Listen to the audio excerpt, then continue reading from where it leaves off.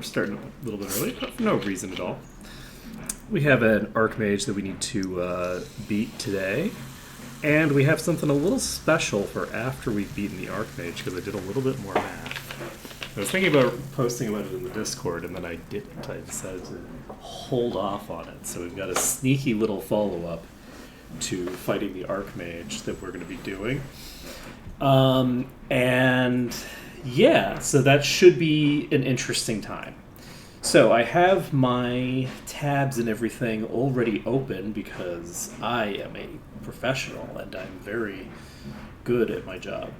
So we are going to... That's why they pay me the big bucks. That's why I make $5 a month doing this, you know?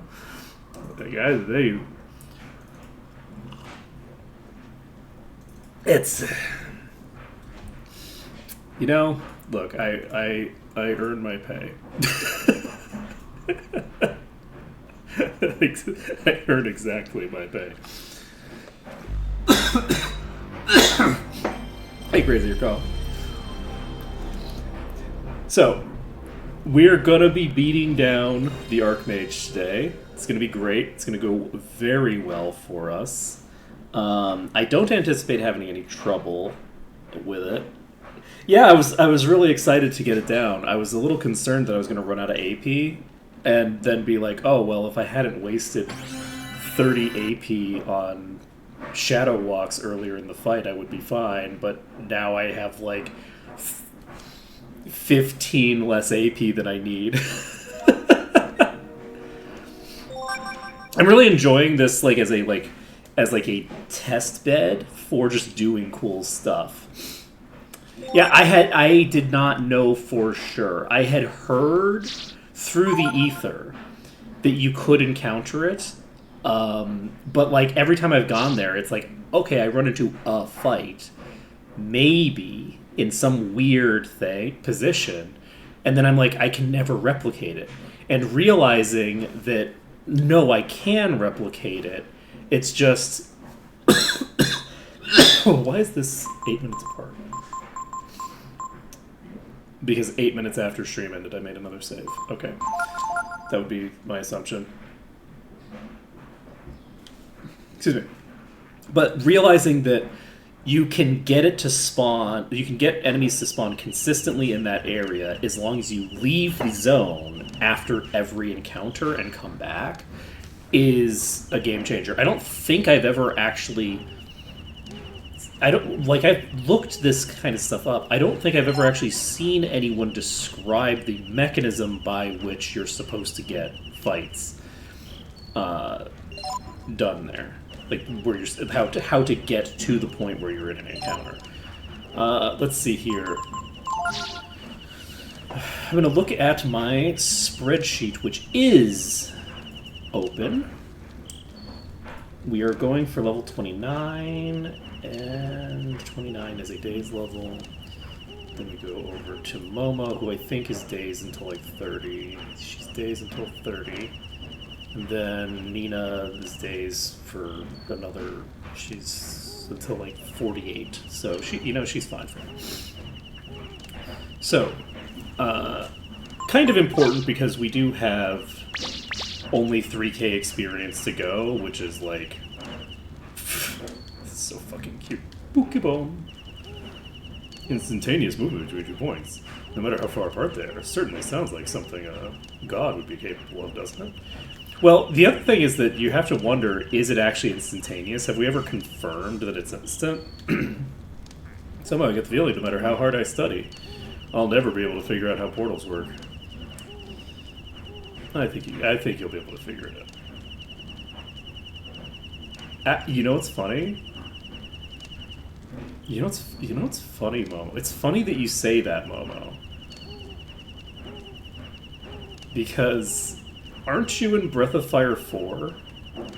Didn't you use a portal to get to Breath of Fire 4? This particular line, she's like an Easter egg in Breath of Fire 4. But like, there's an Easter egg with her in Breath of Fire 4. She used a portal. She's lying. She got there. I mean, she's not lying. She's just wrong. She just doesn't have enough self-confidence. It works so hard to get there, and then we're back in a flash. It's amazing. But it also makes me feel pretty silly. I don't know, man. It feels great to me. It means we can talk to all our masters. We do need to go sleep. Where should we sleep? Where's the most expensive inn? Innkeeper! Give me your most expensive delicacies. Windy is probably not the most expensive, but we're going to Windy anyway.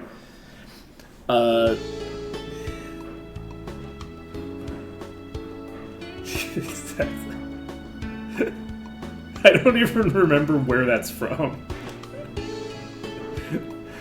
Okay, Innkeeper, let's go. Look, I will make 1,000 references to things that I don't remember what I'm referencing all day. Well, I know that. I just mean I don't actually remember the originating meme, right? I remember the structure of it, but I don't remember the actual thing. Right? This is a very common thing for me, is like I will remember the structure of a thing, but not the actual thing itself, which I guess tracks with the way that my brain works generally, but let's go to talk to the fairies, because I'm not sure if they are ready. I also tracked down a post in the GameFAQs forums about the fairy village that indicates to me that I have some testing that I should do during this.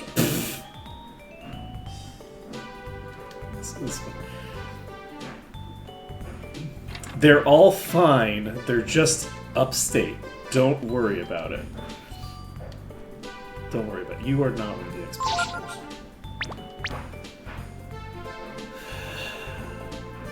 We should figure out where all the expeditioners are. Okay, this is... These are the two shops that I put. I know where the shops are. Okay, I need to move you, actually. You found a teacup? Wow, I'm so excited. That's so great. Oh, actually, the mind shield? Oh, you know what? Sure. Actually. Okay, buddy.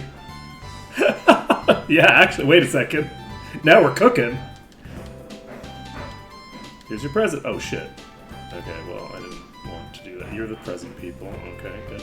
Good to know. A lithograph? Oh my goodness. Wow, we're in good shape now.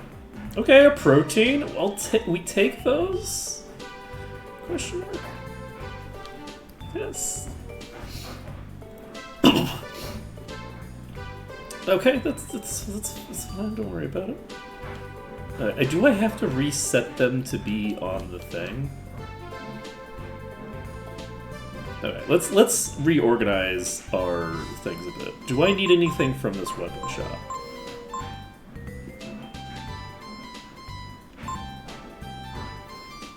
What is the order of these? Why is this... Why are these two where they are? Because one's on the bottom left and one's on the... But these four are all upstairs, right?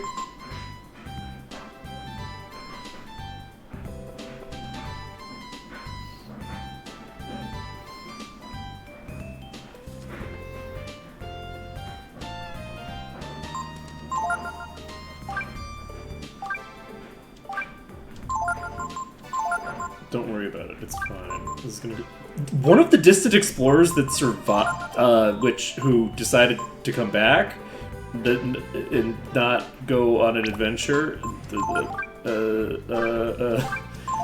Is someone with 0 stats? Okay. I guess we take those. Okay, so center. I'm gonna have to reorganize this eventually, but.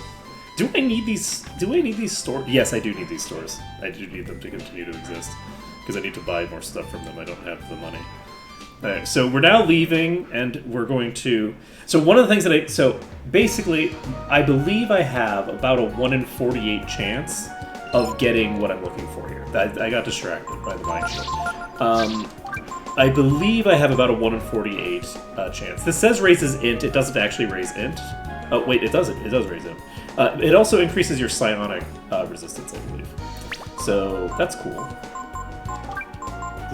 It weighs 3, so probably what we need, but it's the thing that says like raises IQ or something. It's like a psionic dagger or something.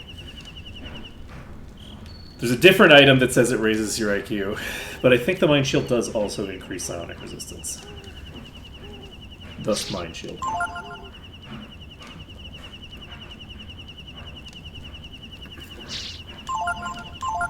So today our goal is to kill the Archmage. And once we've killed the Archmage, we're going to be doing something a little special afterward. Just, you know, a little something. And it's going to be cool and exciting. And that should be good. The Archmage is not going to be a fight where Nina carries us through the fight. Well, no. Nina's not going to be the carry for the fight. The carry for the fight is going to be Ark.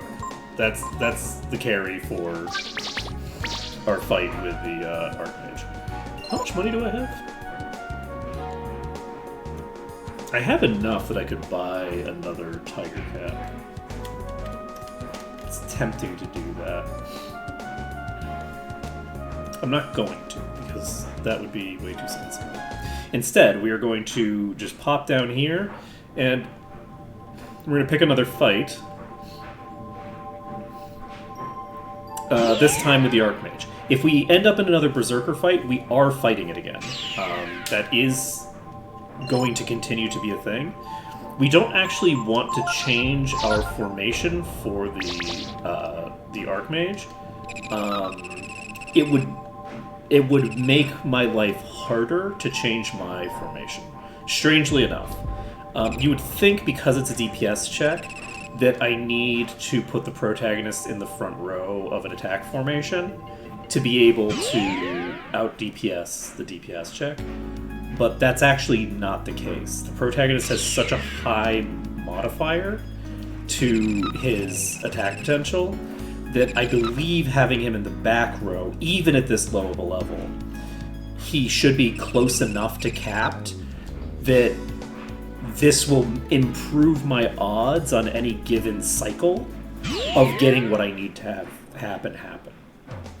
So, I'll basically discuss the way the Archmage works once we run into him. Right here. Immediate Archmage. Let's go. 1 in 16. No. It would have been cool, though. It would have been cool if we got an Archmage on the first encounter. The next Berserker should not take quite as long, both because I'm going to make my inputs faster, and because I will have substantially higher power. It's so nice that I don't have to reset the thing. Once it's got its target, so I can just go back and forth. It's so good. It's so good. Oh man, that quality of life improvement, Pokemon could never. The random shade thrown at Pokemon for no reason. The completely random shade. Look. It's a series that I want to like, okay? And I do kind of like it sometimes. It's just very annoying.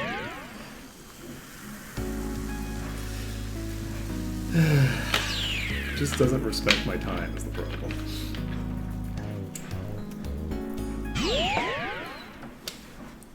But I wonder if that Mind Shield's actually going to be useful for something.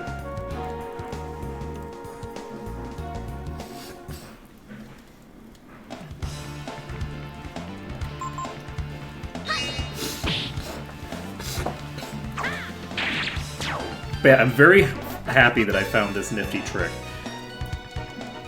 I made sure to cut the video in such a way that it's clear on the highlight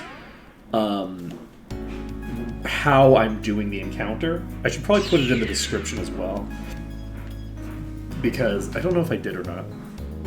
I should put in the description why I am going back and forth like that, because it will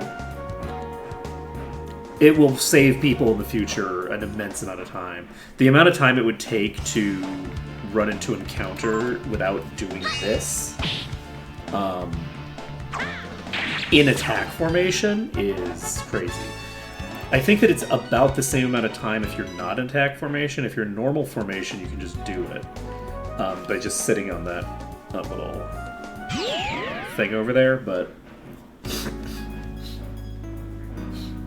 not for attack formation.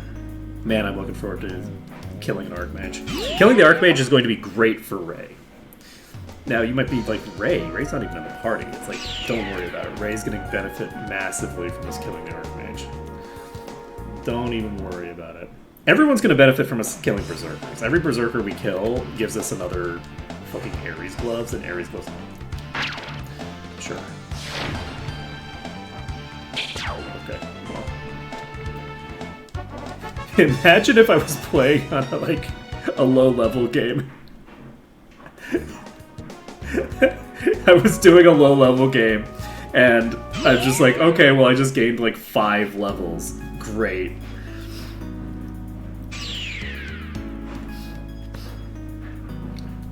We do have an enemy skill to pick up from the Archmage as well. I don't know if we're going to pick it up on the first fight or not. It'll kind of just depend. The first fight is one where I'm going to be very focused on securing the kill, because I need to figure out a strategy that will work. The nice thing about it is that I can't lose the fight. I mean, I can. All I have to do is fail to run away from the Archmage after it's killed 2 people, and then it can kill me. But the AI script, as long as it's working, can't kill you. You can't get a game over from the Archmage unless you break the AI. So even if he were to run out of mana, even if he completely ran out of AP, he would not change his script, and so he would just continue to try to do things. So in theory, you could get to the point where you don't have to deal with any of the attacks that he has,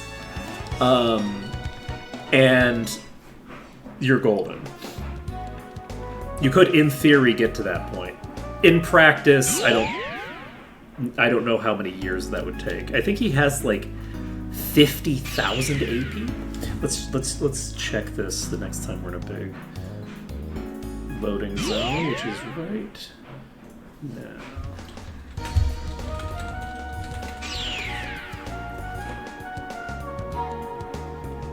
We're dual wielding. I can also scroll down while I'm in the thing.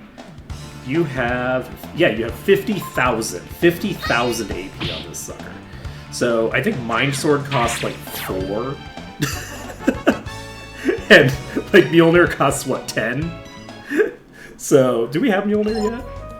Have we actually learned Mjolnir on Nina? We haven't even learned Mjolnir yet. Jeez, poor Nina. I feel so bad for spellcasters in this game because they really just do get screwed. Like, you'll recall that we killed the Berserker with Nina by hitting it with a stick. I need to get Mjolnir just so that I can show how pathetic it is.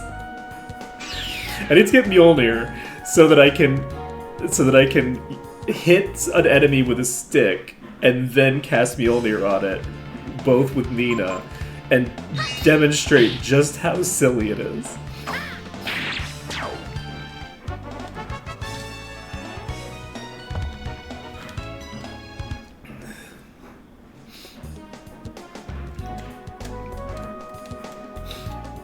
The crazy thing is that you'd expect that Mjolnir would be really good against the Berserker. Because the Berserker, I mean, it's a Berserker, so how high can its int be? We'll come back to that. And the second thing is that it has 300 defense, which I think is the highest defense of anything in the game. Like, it's a huge amount of defense. Like, that you have to get through a pretty massive defense threshold to do any damage at all. Which just goes to show you how crazy it is stacking modifiers, because right now, if Nina were to attack the Berserker, she would do 0 damage. She does not break the threshold. She does not have more than 300 attack power naturally. And she was doing upward of... I think her average damage was somewhere around 180 damage per strike. Really impressive when you remember that thing has 300 defense. It isn't just that Nina's like weak or whatever. It's like, no, you have to be really, really strong to do any damage to the Berserker. Now, to be fair, everybody gets like 150 damage weapons at this point in the game, so...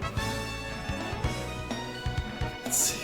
So Momo is just chilling. Momo doesn't need to change. I think I will do the thing where I just save once Momo hits the next level. It feels wasteful to potentially get myself... But can I... Is there anything that can wipe me? I could fuck up the Berserker and wipe. But I can't wipe against the Archmage. So actually, maybe I don't need to... Maybe I don't need to save, because I just don't fuck up a Berserker fight, right? I will leave once Arc levels if I haven't found a Berserker or an Archmage by then.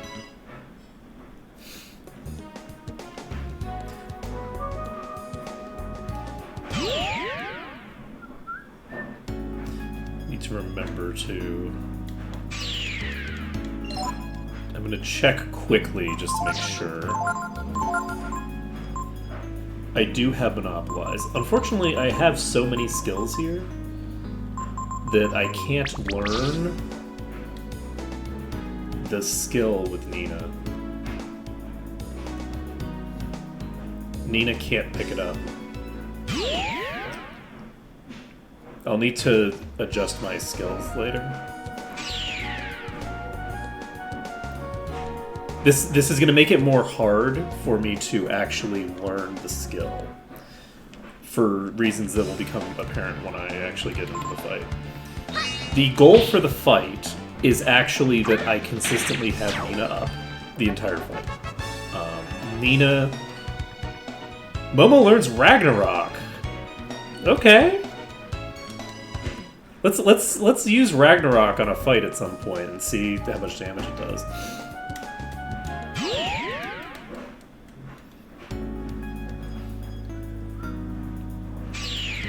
Yeah, I think what I'm gonna do,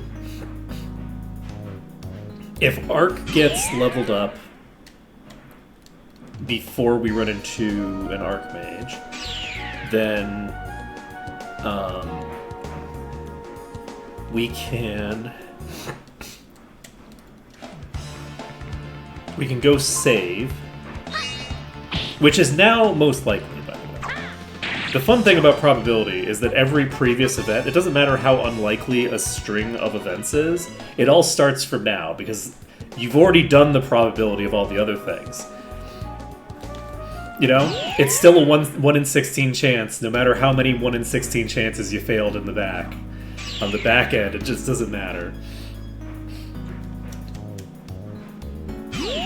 Probability is a very fun thing, where probability exists and doesn't exist at the same time. It's like, it's very fun to think of, like, in the...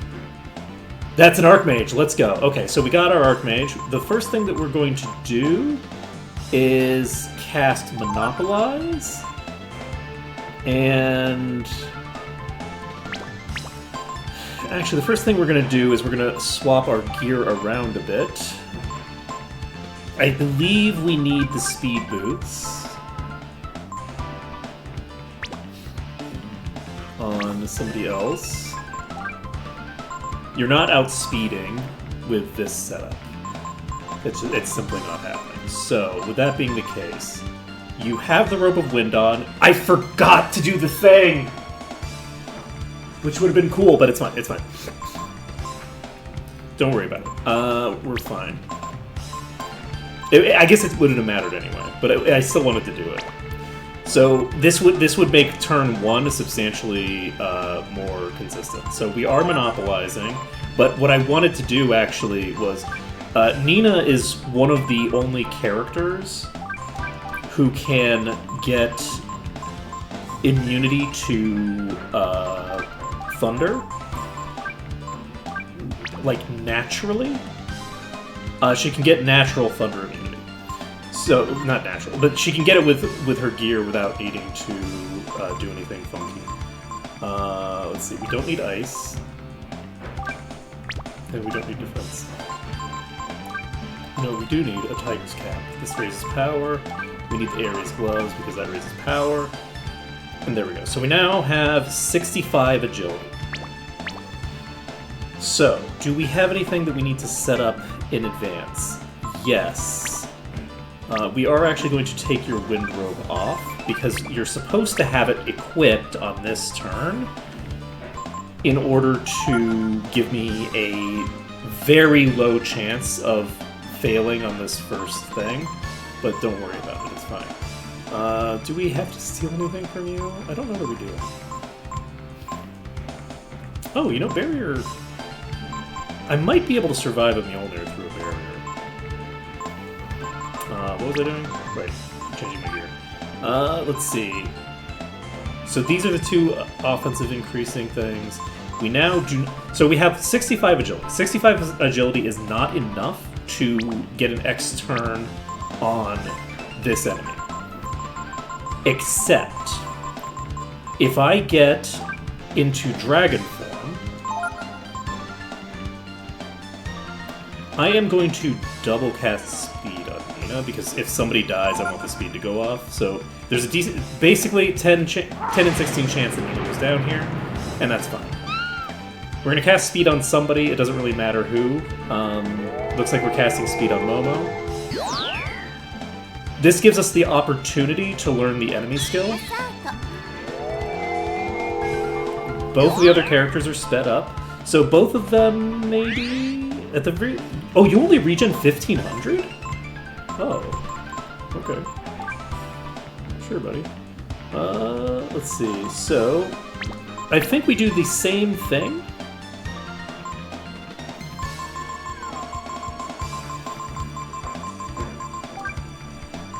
We just cast... We just have each of them cast that same spell on themselves. With the goal being to... Actually, wait. Arc already outspeed, it doesn't matter. So Robe of Wind comes out. Both of them have their speed to the point now where... Okay. I forgot to equip the thing on Momo. No, I didn't. She already had it equipped. Okay, that's amazing. So, Momo now has speed cast. That's great for me. What else do I need to cast? Because I don't think I actually need to do anything else. I think I'm basically just chilling here. We're chilling here until Nina comes back up?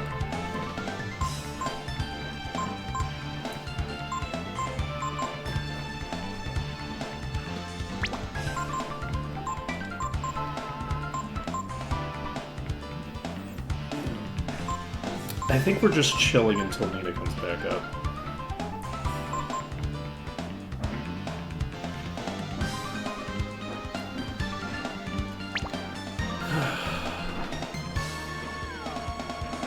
I'm trying to think of if there's any buffs that I can set up with that matter, and I just don't think there are.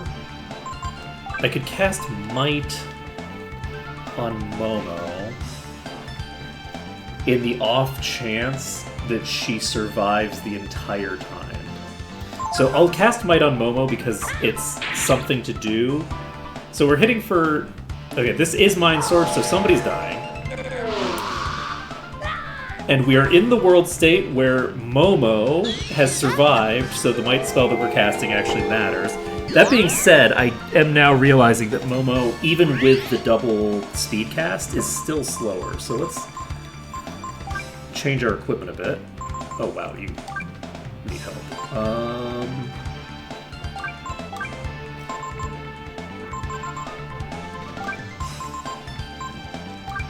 Okay, now, we examine on this turn. And we learned it on the first try. Let's fucking go. Oh, man. That's great.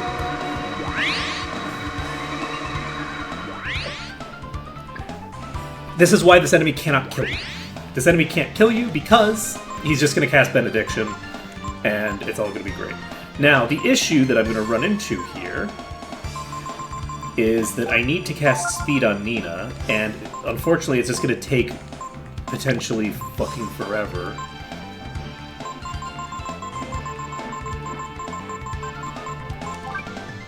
Can I just cast Resist, actually? Did we get the Monopolize off? I don't think we got the Monopolize off, right?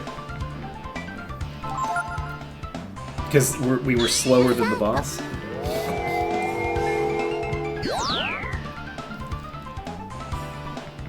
Mind Sword comes out. If it's on anybody other than Nina, we're ready? We're not ready. We're not ready? Okay. We're going to continue to set up. We're just waiting. We're waiting for, basically, the eventuality where Nina is alive. Not because it's strictly necessary, but because it'll make the amount of time we spend waiting later on much smaller.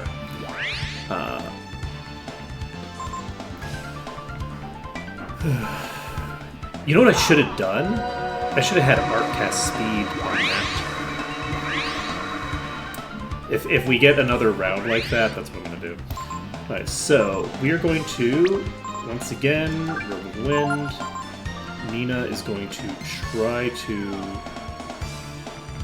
monopolize, and Momo is going to cast Speed on Nina. And there's nothing else that I need to do right now. I don't think we have anything else that I need to do. Oh, I needed to move that to you. I needed to move the Thunder Ring to Nina. Because I was originally planning on having Nina be invincible to Thunder, and then I forgot to actually set that up. So, mistakes were made. I believe Arc outspeeds now. Let's see.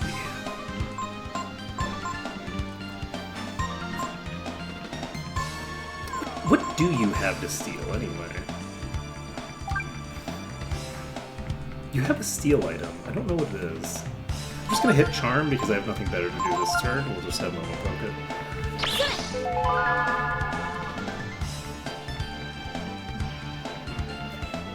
Mjolnir comes out.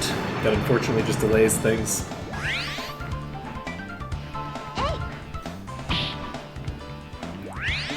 It's only healing for 1500, so I thought that it healed for 2000.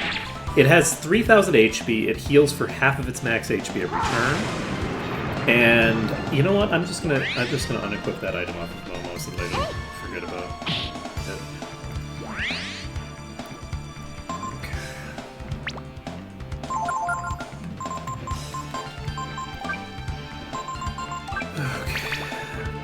So, on Nina's turn, Nina's going to equip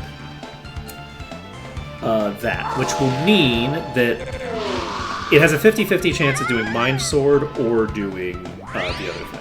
So, it's so tempting to try to run just to show how you can die here, but I'm not going to. I was supposed to cast Speed. I was going to cast Speed on Nina. I keep forgetting to do things. Important things are being forgotten every day. Okay, so you are going to use the Robe of Wind on Nina. Nina is going to equip the Thunder Ring. But yeah, lightning damage is particularly difficult for the player to resist.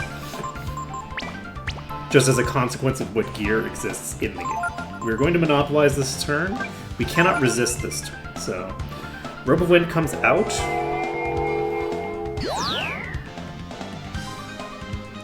Mjolnir comes out. This is the run. So Nina gets healed by this.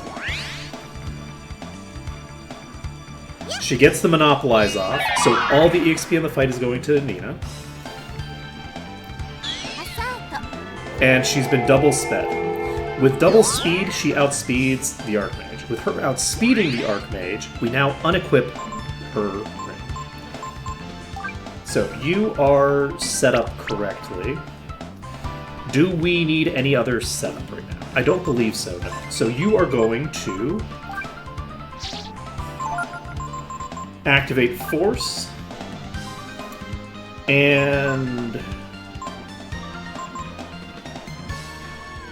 Thorn, I believe, and Thunder. This gives me an electric immune dragon. Nina, who has 96 agility, casts Resist before the boss goes. And Momo casts Speed before she casts Speed.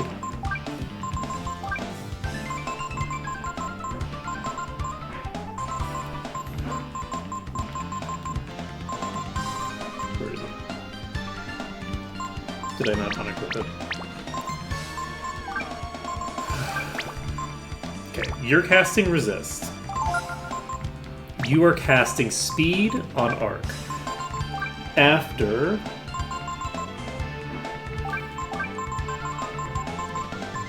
the accession goes off. So Thunder Ring, Shaman Ring, and you're casting Speed here. Yes.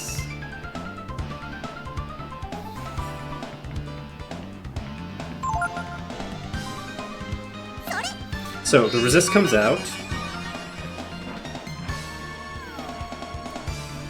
Now, the boss has a few things that it can do. Let's talk about its attack pattern for a second.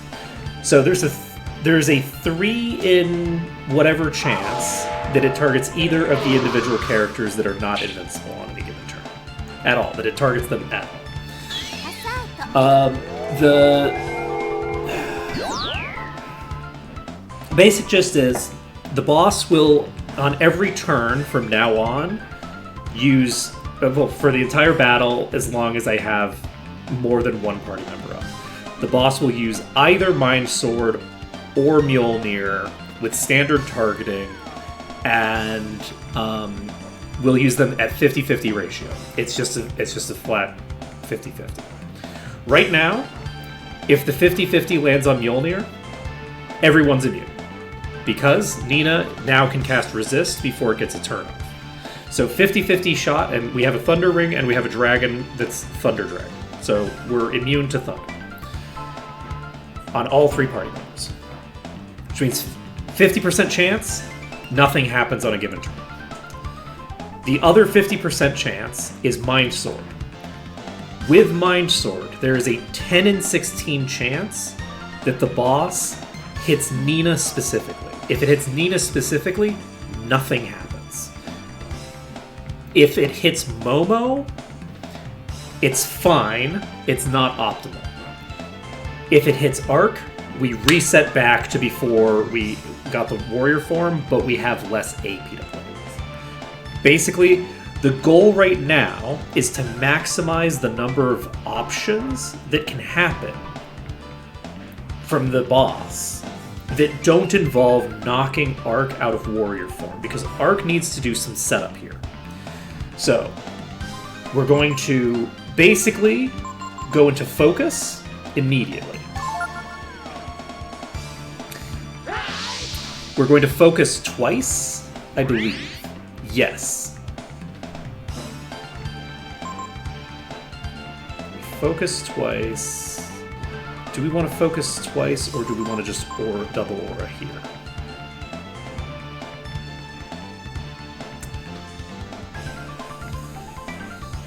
We focus twice. Focusing twice is going to get us... We might actually focus 3 times. I think focusing 3 times might be the play here. We are casting Might on Arc.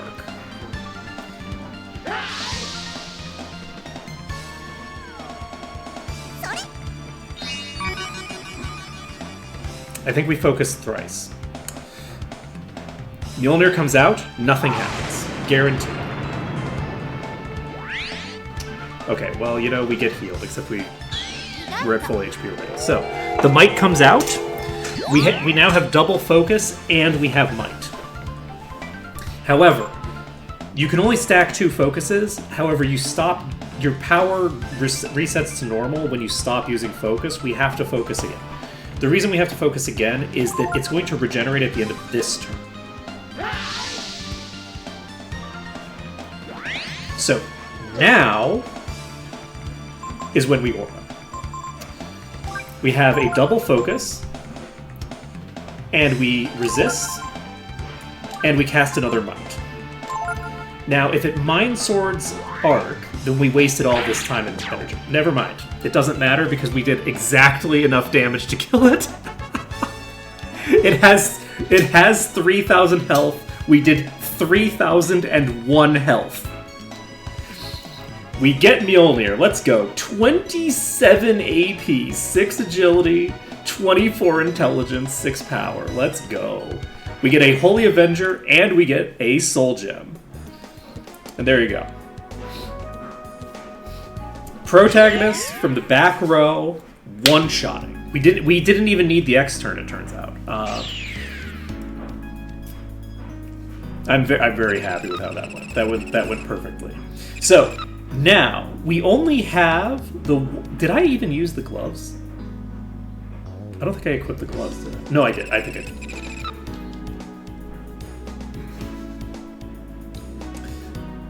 That's nice. That's nice. I'm happy that went as well as it did. Much faster fight than the Berserker. And we now get to tinker around with a... We now get to tinker around with the other thing that I was talking about doing, that I'm going to be doing. So we're going to go to Windia first, just so that we can save. And then we are going to do one more Berserker fight. And we're going to do that Berserker fight with Arc. Because Arc is lower level than Nina is right now. Right? We're not... I don't think that we're over-leveled right now. We have access to the next boss right now. We don't need to fight another dungeon to get the next boss. And the recommended level at this point in the game, according to the David guide, which...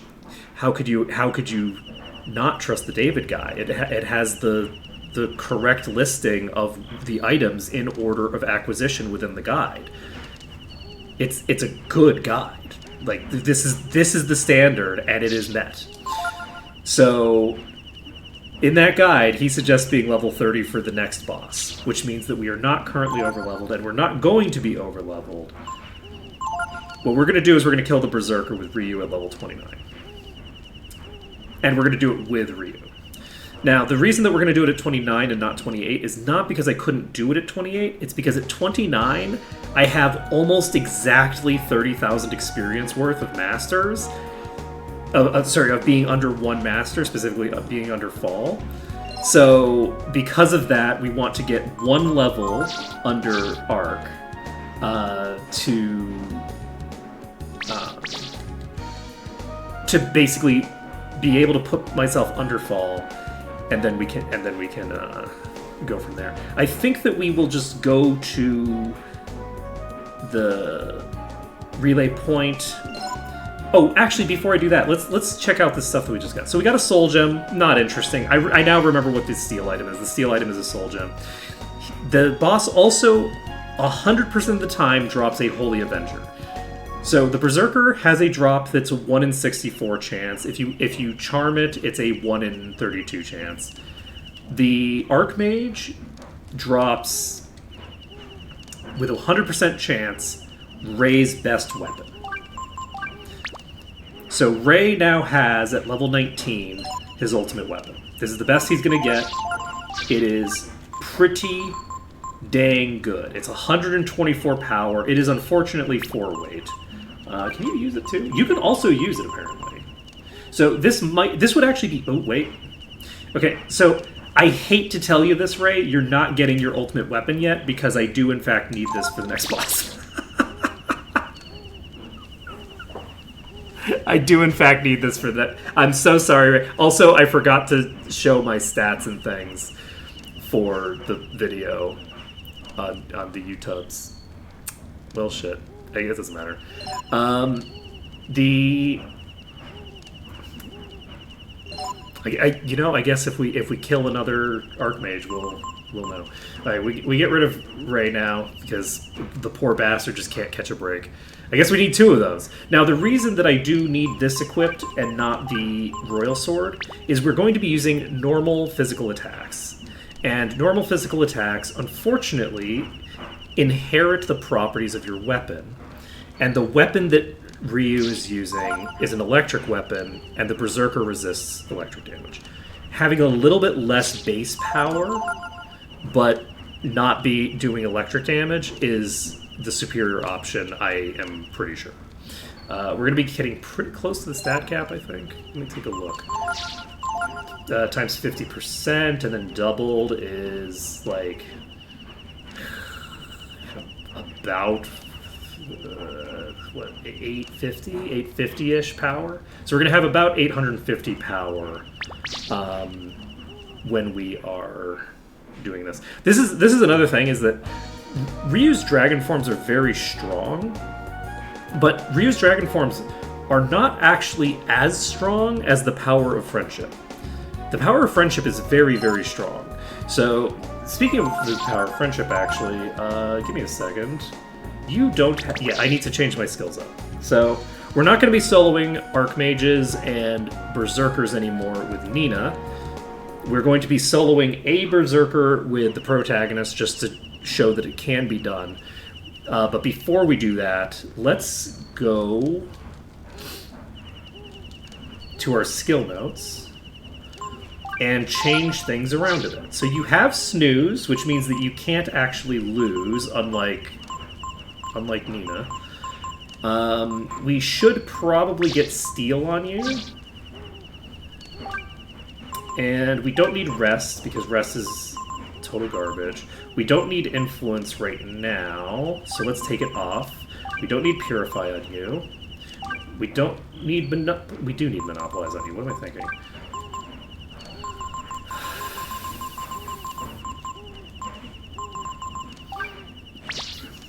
Nope, wait. We don't need Kyrie on you. We don't need last resort. Oh wait, we have last resort too. I'm not going to bother last resorting because I don't know what the order of operations is for last resort. I guess I could check. Let's do last resort, and then follow up a last resort with all my war shouts again and see if that works. It's also possible that I need to do it in the other direction, and that I need to last resort after I've done my war shouts. The issue is that the war shouts are expensive, and I can't necessarily afford it. So, snooze. I mean, I guess I can, because I can technically afford anything. But snooze is not easy to use in this, because I have to switch my gear around every single turn in order to use snooze. Because on the X turn, I need to equip the Dream Ring while I'm in the X turn. And then I need to equip the speed boots again on the main turn, and then this Dream Ring again on the X turn, and then I have to switch back and forth because I can't get an X turn while the Dream Ring is equipped. So the War Shout is... We don't need War Shout. We have a weapon equipped that casts Might, so we're actually not going to need this. We only need 4 castings of Might from the thing. We are going to give War Shout to you permanently now, I think. So you will work as a good support. Let's see. So we have... And that means that we're going to... Oh, right, we need resist. Kind of important to have resist over on you, huh? And do we need Shadow Walk on Nina anymore? No, right? I don't think so. I don't think that Nina needs that. So let's give that to Momo.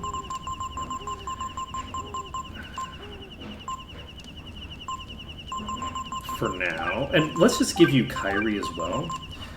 We can take Benediction off of you. Momo can already resurrect. So instead of that, we are going to give you Benediction. And now Nina has the ability to revive the dead. Which is all well and good. Now, Ark has Blitz, Snooze. We don't. So we need Last Resort. We need Might. The speed casts are coming from the other two. So all we need to cast is Resist. And well, I guess Last Resort first. So we'll be doing Last Resort. We'll be doing 4 Mights. And then we will be going for the attack. So I think that we're set for right now. We need Steel. That's the thing that we needed. So we need Steel. And we also need to go to 2 days with Nina to learn some stuff. I'm going to go grab a bunch of skill ink later, but for now, we are going to focus on our primary purpose, which is killing exactly 1 more thinger. Does Nina still have Monopolize?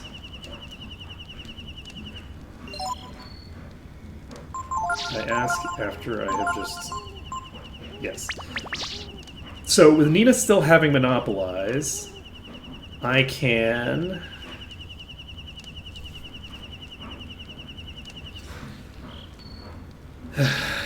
save the game again. And I think we need to go in... Let's rest first. And then we will inoculate... Oh wait, I guess we don't need to do that yet. We don't need to worry about it. First, we are going to head over to the relay point B. Relay point A. We're going to do relay point A and get ourselves 1 level on Ark. Ark's going to level up once, and we will worry about Nina in a second. We've picked up Mjolnir, so we could do some testing with Mjolnir. Oh, so the funny thing about Berserker, which, man, these anecdotes, the funny thing about a Berserker is that Berserker has 999 int. Berserker actually has higher intelligence than the Archmage. The Archmage only has 700 intelligence. Which is kind of crazy.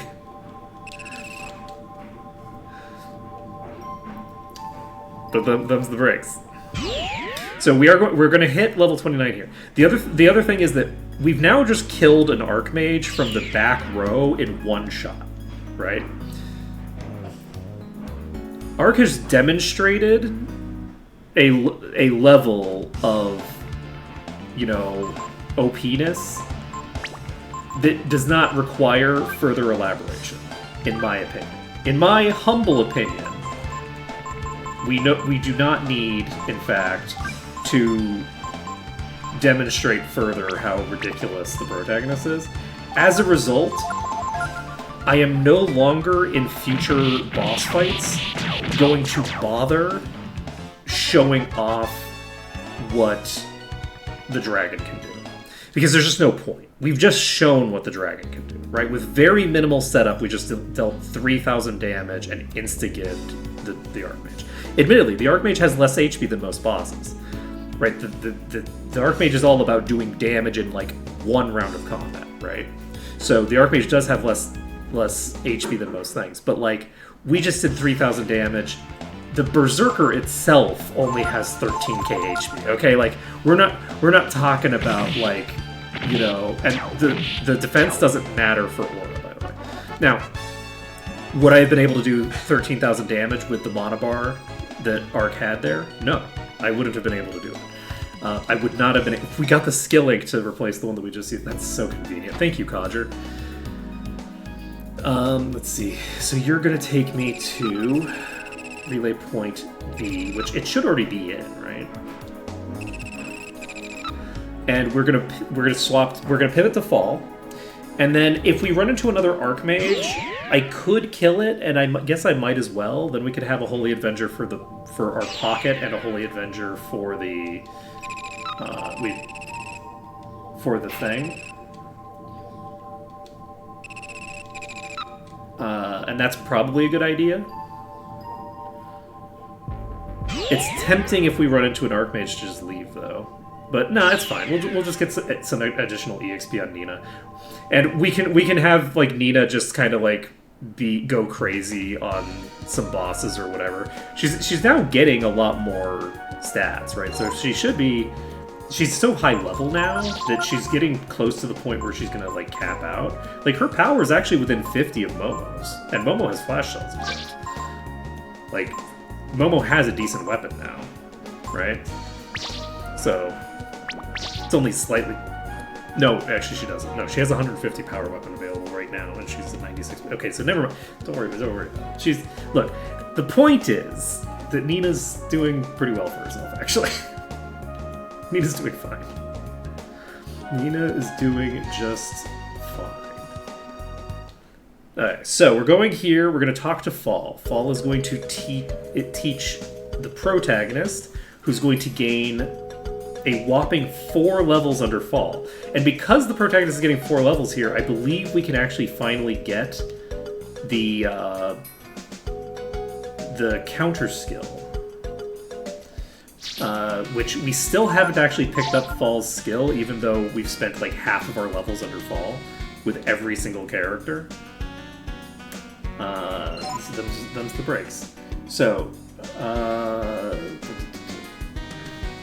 we have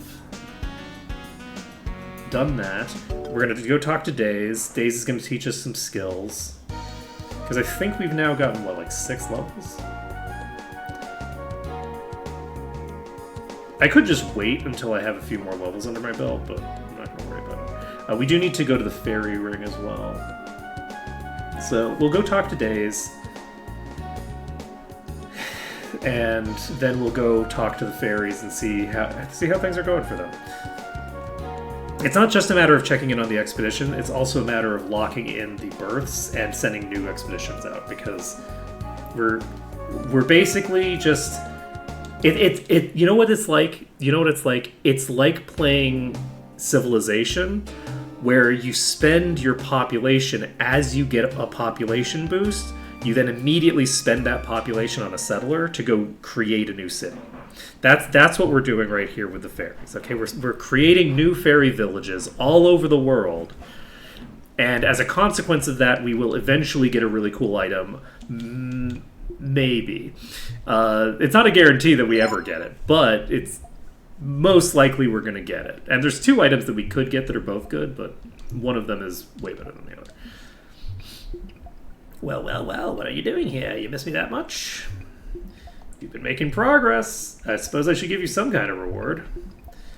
I give you this. Nina learned Blizzard, which she already had. You have to call me ma'am. Yes, ma'am. Okay. Okay, let's see if there's another spell. Because she teaches a lot of spells. Okay. She teaches a lot of spells, but she also does it over the course of 15 levels, so... Alright. All good. And these are spells that usually you cannot learn as... They're not like enemy skills. These can only be learned from masters or through leveling. So Blizzard is the spell that Nina gets naturally, right? She doesn't learn the spell that monsters learn. Whatever the equivalent is. Or rather, the enemies... Is there an AoE? No, I don't think there's an AoE ice skill that you learn from monsters. So never mind on that regard. But like there's like burn and flare, and burn I think is the one that enemies use, and flare is the one that you get naturally. There we go. We have 3 new fairies. Perfect.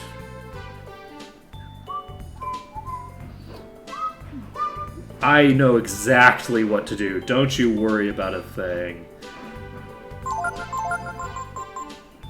Okay, we still have so much culture, we still have so much food. Culture never actually goes down.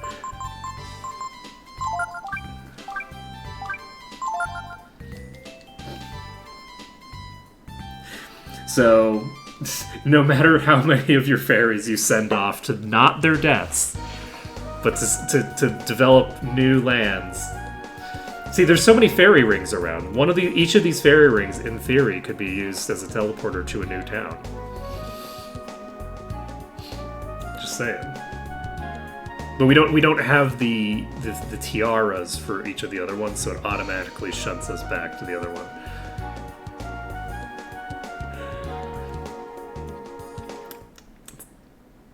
Look, it's fine. Now, what are we doing? We're sitting on Fall. We don't need Monopolize on Arc because he's going to be the only survivor. And we save the game.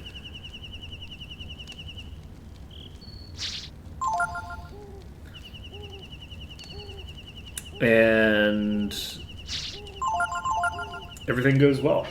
So we're basically just looking for the Berserker now. Unfortunately, if we do run into another Archmage, then we'll have to figure out what to do about that. We do need Arc at the front of an attack formation, and that is troubling. If we run into an Archmage, we're going to have a much harder time because Arc is at the front of that attack formation. The whole deal of what we did just now relies on manipulating the positioning so that there is a 1.5 in 16 chance, I guess. So it's like a 3 in 32 chance, so less than a 10% chance of Arc being targeted with a lethal strike on any given turn. And there's only like 2 turns that you have to do it for. So it's like the probability is like, I don't know, like 80% that on a single iteration you immediately get it. Do I have full mana? I sure don't. Sure don't. We're going right back upstairs. Don't worry about it. Going right back upstairs. Can I survive a Mjolnir? No. No, I cannot. No, I cannot survive a Mjolnir. The other cool thing is that since everybody survived the fight, I think, did Momo survive? Yeah, everybody survived the fight. So since everybody survived the fight with the Archmage, I don't even have like lowered HP to worry about. Not that it really matters. Okay, so we're gonna do one battle with the Berserker. We're gonna see how long this takes. It took us about 40 minutes to beat the Berserker with Nina. It was a long time. And we're going to see if we can beat that record with Arc. Arc is a little bit lower level, but has a lot higher power, and should be able to take out the Berserker quite comfortably, I think. My guess is it'll take probably like 20 minutes.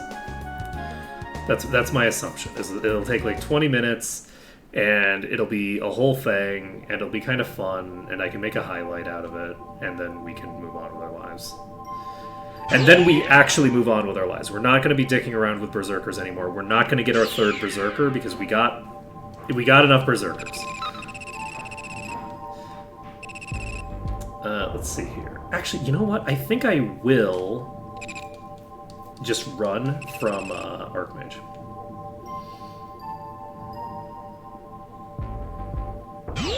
If I run into an Archmage, I think I am just gonna leave. I'm not gonna try to fight an Archmage. It would be cool to get that EXP on Nina, but I don't think it's worth it right now. Like I would but it would be kind of no, because then if I do that, then I have to. It's like a whole pain in the ass. It's like a whole thing, right? Yeah, no, I'm not. I don't think I'm gonna bother fighting another Archmage. If I see an Archmage, I do just run, because I could kill it with this setup, but the probability of doing it is fairly low, and I would need to then reset. It's like a whole... I forgot to rest.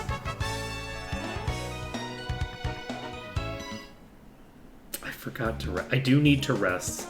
The HP values don't matter. But you know what does matter is the fucking AP value. The 58 AP is not sufficient to kill a Berserker. It actually might be. I don't have to cast the War Shouts, so it might actually be enough, but I apologize. I don't know why I forgot to do the rest. I've been saying that I needed to rest like 15 times, and I just still haven't done it.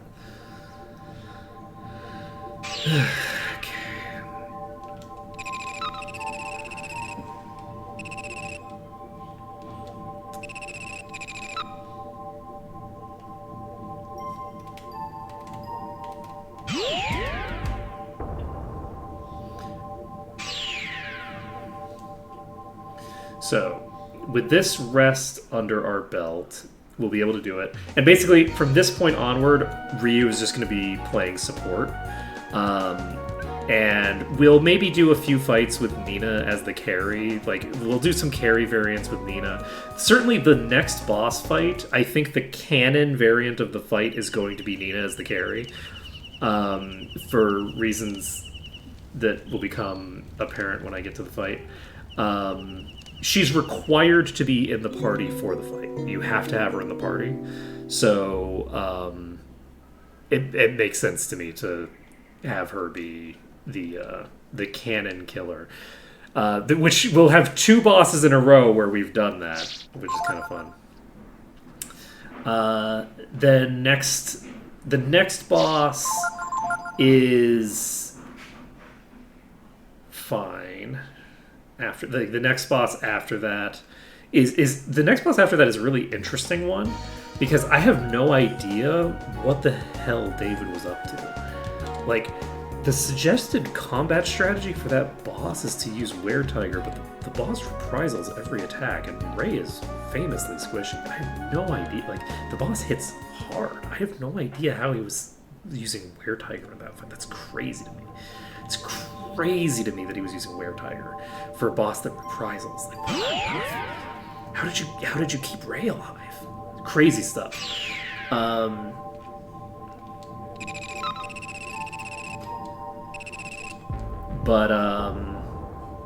all this at like level 30. He didn't level up once between the Elder and the next boss fight after that. It's crazy. It's crazy. I don't get it. I don't get it. I'm looking at it. Look, we know that it's a good guide. We know that it's correct. We know that all the information in it is good information because, as we established, the order of the items is in the correct order. And so he's definitely right, but goddamn, it looks crazy to me.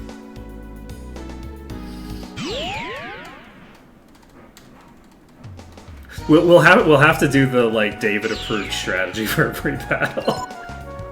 At one point, that actually should be one of the things that we do, is like we make sure that we do the David approved strategy. Okay, Berserker, right now, let's go. Come on, baby, give me my Ares gloves. That's not a Berserker. That's not a Berserker at all. Wow, a 500 damage hit, not bad. That's actually pretty cool. And I think Momo is getting to the point where we should try to make her carry the next boss as well. She'll be added to the list for the next boss of people that need to have a carry variant. And we'll basically remove Ryu from the list and add Momo to the list, because Ryu is now shown like, okay, there's nothing to show here, right? It's like, oh, okay. Go into warrior form, cast aura until dead. Which I can do now, I think. I think that most bosses I should be able to kill with aura. I shouldn't need to do any focuses to do it. I could be wrong. It's like what, like double aura turns cost like about 60. But no, wait, I could equip the spirit ring though, because I'm not gonna be fighting ultra bosses. If I'm not fighting an ultra boss, I don't need the speed boots. I don't need double speed boots. So with the it's the shaman's ring, not the spirit ring. If I equip the shaman's ring, then that brings the cost down to like 16, I think. So with the cost being reduced to like 15 or 16, then but basically we could do like 2 rounds of that. But the question is like, can anything survive 2 rounds of combat with Ryu doing that? And the answer is probably not. I'm fairly sure the next boss can't at the very least.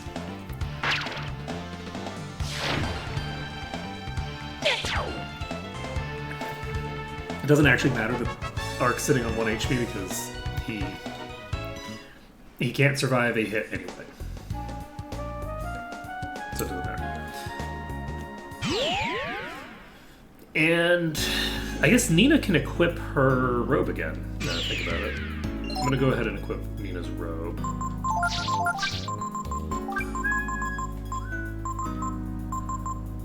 This is not Nina. This is not Nina. There we go.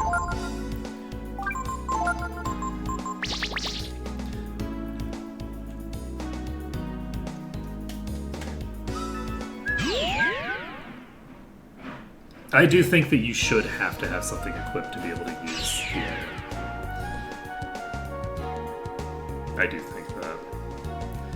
I don't think that everyone in the party should be able to use the Robe of the Wind. I think that only Nina should be able to use the Robe of the Wind. That would improve her utility considerably. And it would make it so that, like, the items that give you those abilities don't just make it so that they don't like reduce the utility of everybody who has skills. Like, they don't reduce the unique utility of specific characters so much as they broaden specific other characters' utility. I think that would be good.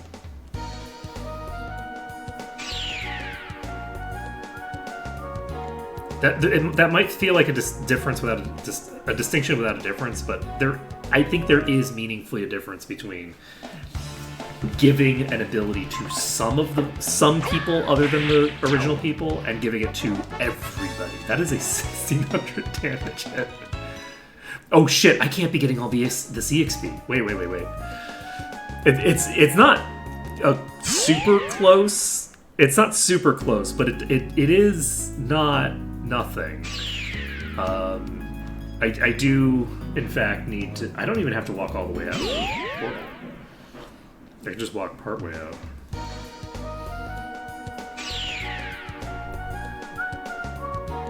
But yeah, we are fundamentally just doing the same strat as we were on Nina. As we were on Nina.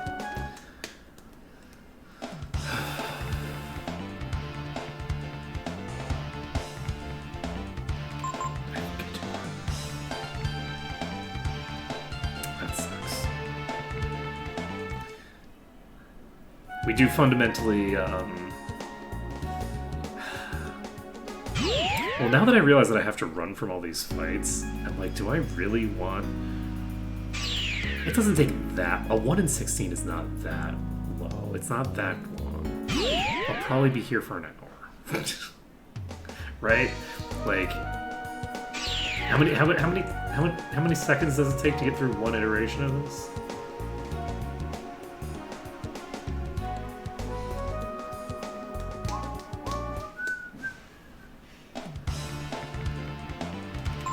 So from the fleet, 45. So we're at 1645. From hitting the button to flee, to being in the next fight. This is what we're counting towards.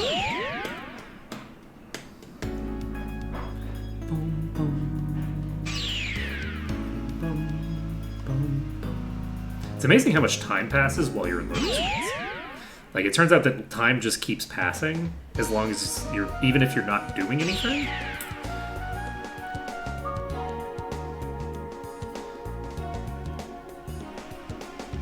Okay, so it took about 35 seconds, maybe? 37 seconds, I think. Okay, we flee on 30. It takes less than a minute per fight. It takes an average of... Well, actually, that's not true, because sometimes we're going to fail to flee, so that's going to add to the total. But it's still going to, on average, take less than a minute per fight, I think. So, this is a reasonable thing to do, I think. We have a 1 in 6... If we were going for Berserkers or Archmages, and we weren't having to run from the fights, which I think takes about as long as just killing the thing, it would definitely be an easy grind, but it's a little bit more painful when you are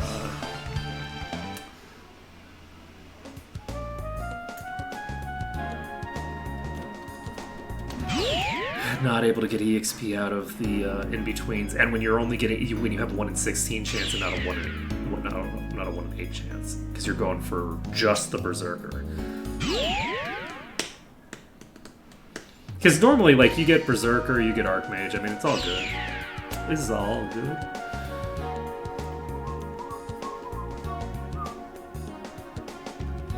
Dun, dun, dun.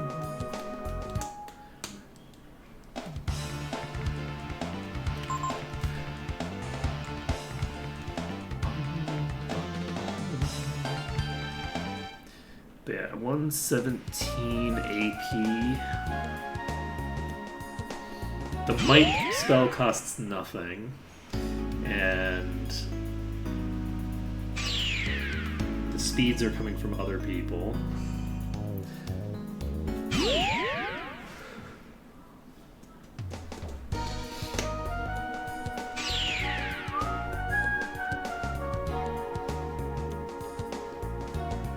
I just want to see your Berserker. We do need to change our weapon when we run into a Berserker.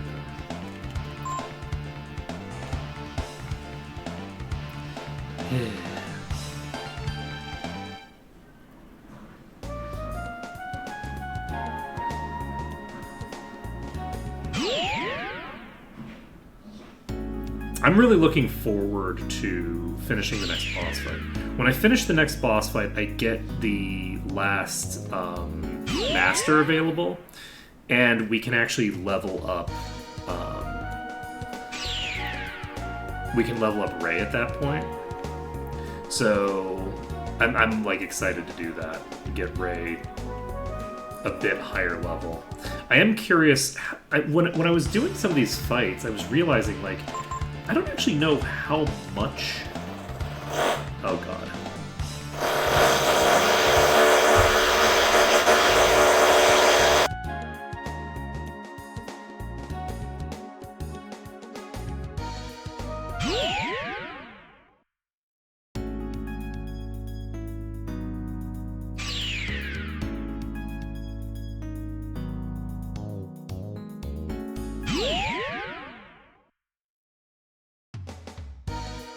They're drilling into my soul. They're drilling into my soul. That's concerning. I have a suspicion that this is going to be a week of drilling. And this isn't even the week that I go to the dentist. Now, for some reason, one of my wisdom teeth is, like, dissolving. I say as I take another sip of this very acidic beverage that I'm drinking. For some reason, one of my wisdom teeth is dissolving on my... So here's something funny, is that, like, for my entire life, I've heard cavity, and I think, okay, so it's like a little hole in the tooth, right? Like, that's what a cavity is a little hole in the tooth. And so, like, you know, a few months ago, Dennis was like, okay, you have cavities in 2 of your wisdom teeth. You don't have any cavities in anything other than wisdom teeth. And I'm like, cha-ching, let's go. These are teeth that you would normally just remove anyway. And so, okay, great. I'll deal with that, you know, when I get back. And then I didn't deal with it immediately, and now it's been like 6 months. And so I went to the dentist for my, like, normal cleaning. And he's like, so let me show you a little chart thing here, because I know you think in charts. And so he shows me this little chart. He's like, this is what the tooth that I'm referencing, you can't see it in your mouth because you're an idiot and you don't know how to use a mirror. However, this is what this looks like now. This is on, like, stage 6, and I'm, like, looking at it and I'm like, there's no tooth there though. And he's like, exactly. And I'm like, oh! So when you say cavity, you mean, like, the tooth is dissolving. Why did you tell me that? Why did you say that before? That changes the Severity. So, because like to me, I think, oh, okay, you get a hole in the tooth, and then when the hole eats its way to the point where it reaches like a nerve that's in the middle of the tooth, it will hurt. So it's like the cavity can't be that bad if it doesn't hurt. That's my thinking. Is if the cavity doesn't hurt, it's just a tiny hole. It turns out, no man, that shit can just dissolve the whole damn tooth, and then you don't have a tooth there. But it'll somehow keep dissolving shit, and it's very bad for a cavity to decay all the way to the point where it, has gotten rid of the tooth.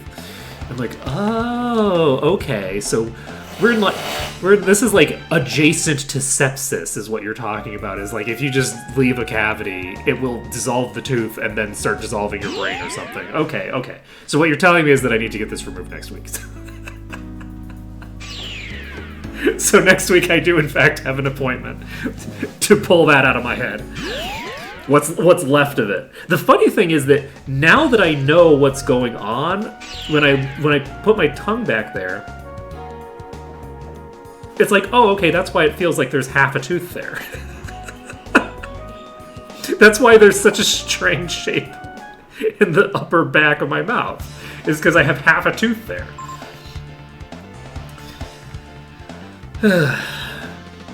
Anyway, I think that this is like a PSA to people who, because like I know especially like Americans, it's very expensive to go to the dentist, right?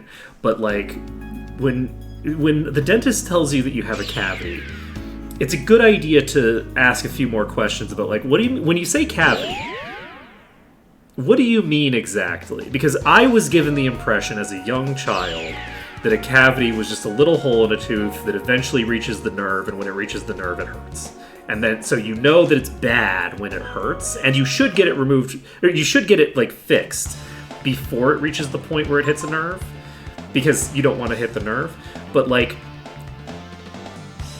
you will get feedback that tells you that you have a problem, and that's not necessarily the case. You don't necessarily know. So when the dentist tells you, "Hey, you've got a cavity, you should probably fix this," you should fix it. You should do it immediately. Don't wait. Do not, in fact, wait. That's my PSA for the week. Is please listen to your dentist when they tell you things.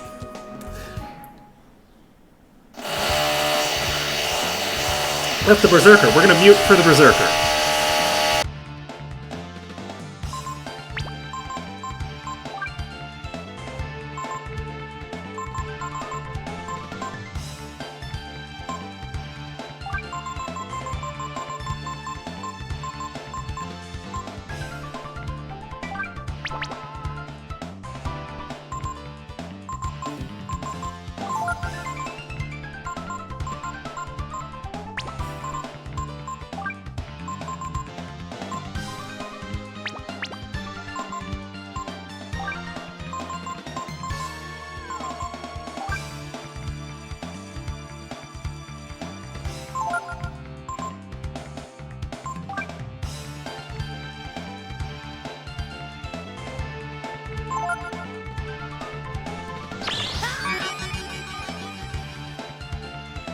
Okay, we don't have to be... We're going to be muting and unmuting as time goes. That's not optimal for me. I should have checked that. She could have... No, she couldn't outspeed. I couldn't have her outspeed, naturally. Okay, you need to resist. You need to speed. There's no way I can strip you down to the point where you can outspeed right now. There's no shot. Well, I probably could if I move the speed boots over. I'm now fast enough that I could probably outspeed without the speed boots.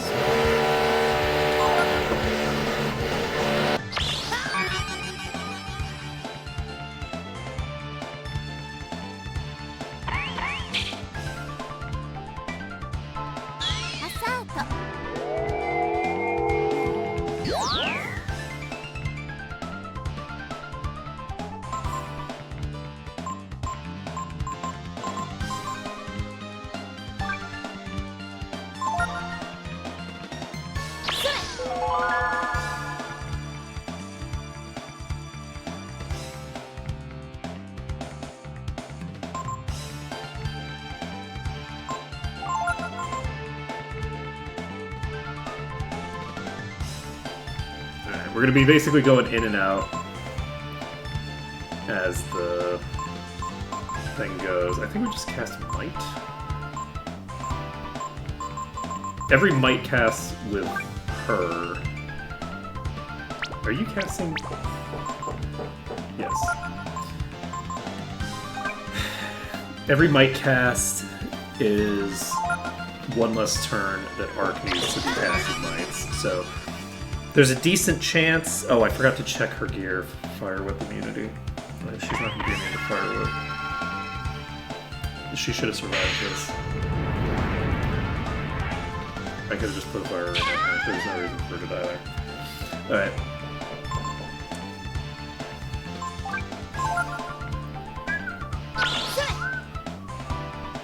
That's very rude. I even charmed you and everything.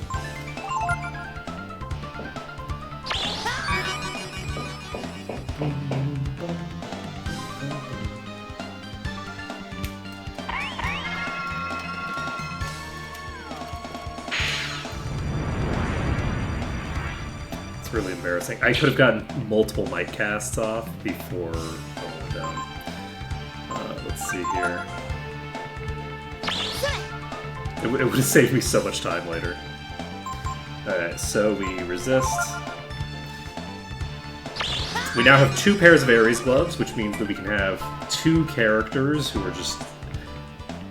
Man, I could have gotten 3...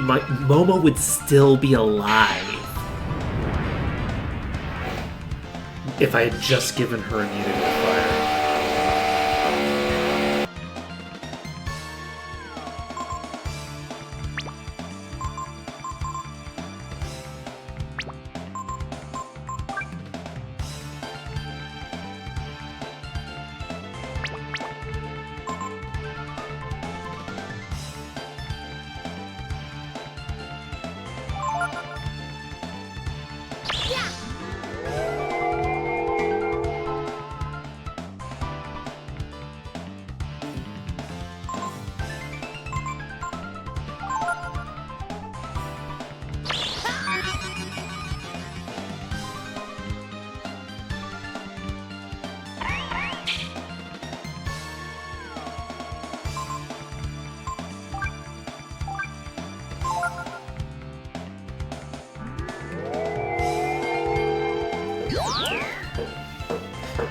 Yeah, it does suck having the drilling to deal with, but... What are you gonna do, right? What are you gonna do? Okay, we've used 1. I think we only need 4. We get a reprisal. We do 555 damage, and we have barely started. Now, admittedly, that was a crit.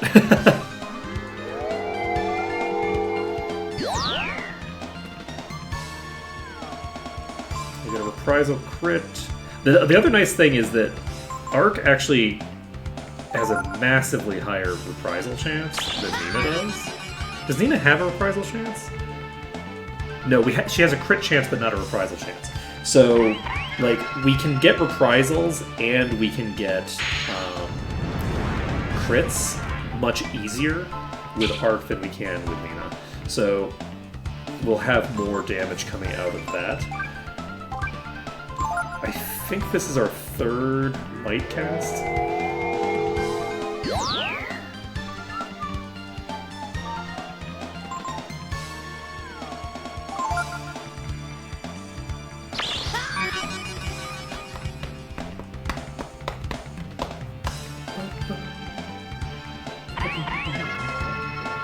So we need 1 more Might cast. Might is, I think, a 25% bonus. And the other one, War Shout, is, I think, a 20% bonus. I believe that's what it is. I could be wrong. It's possible that it's a 20% bonus and a 15% bonus or something like that, but I don't think so. What I do think is that we're ready to start attacking. I guess I could attack and then cast another Might. We should have the the thing for it. So let's just do a normal attack. That is a 483 damage hit. We're doing a little bit more damage than Nina was. Just, a little bit more.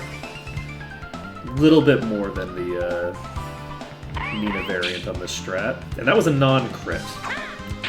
So we do get the reprisals out. Let's go ahead. We're doing somewhere between 430 and 480 there. There's the possibility that we could variance our way above 500, but probably not by a lot.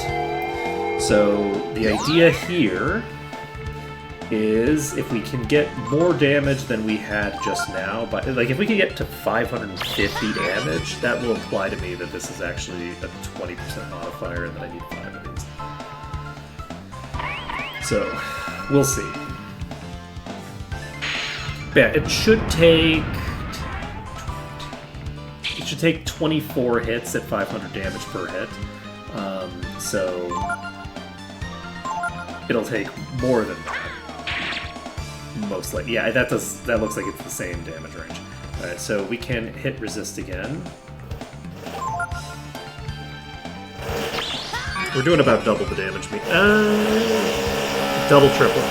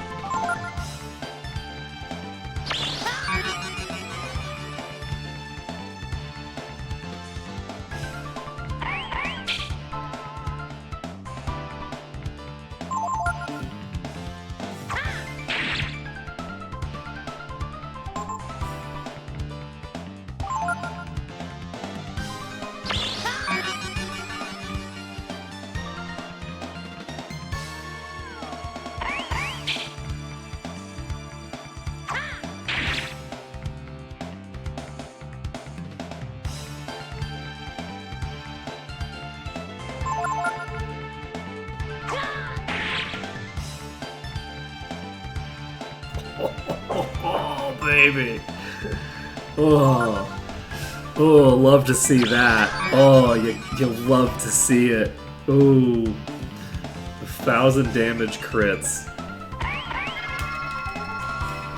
So this is going to give us like 4 levels.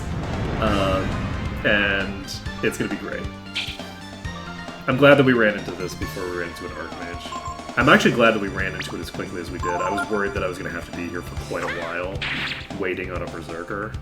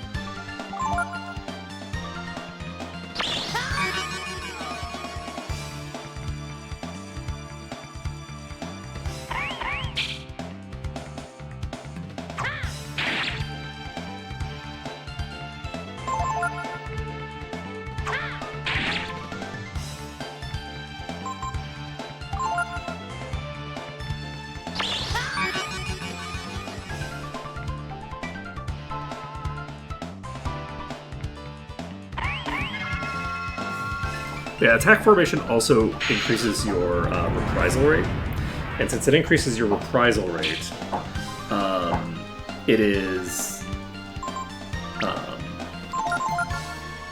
it's very cool doing this with art. I think that it would be very interesting to see this on Pako. I'm realizing now that like I'm wondering if Peiko was level 30. I'll need to take a look at what Peiko's stats look like at level 30. Because a level 30 Peiko with a lot of Mary Leap levels, being able to get the extras and the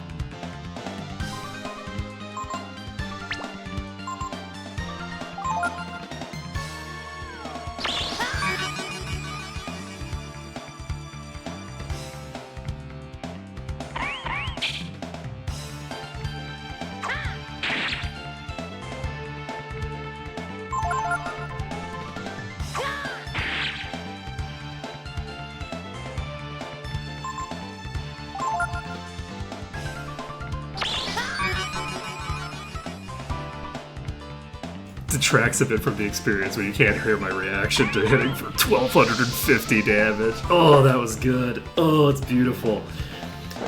Alright, so we're now going to be getting reprisals more often because it can't use Flame Whip anymore. So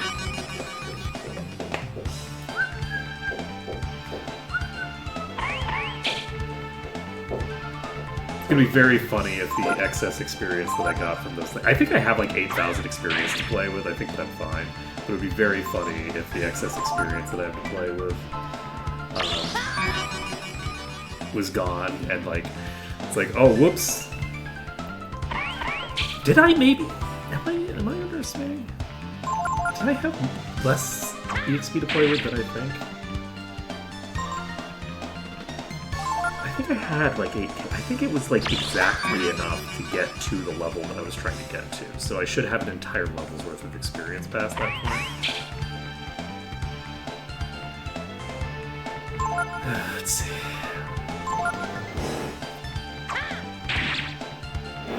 Because, you know, clearly the protagonist can't afford to have slightly under-optimized levels.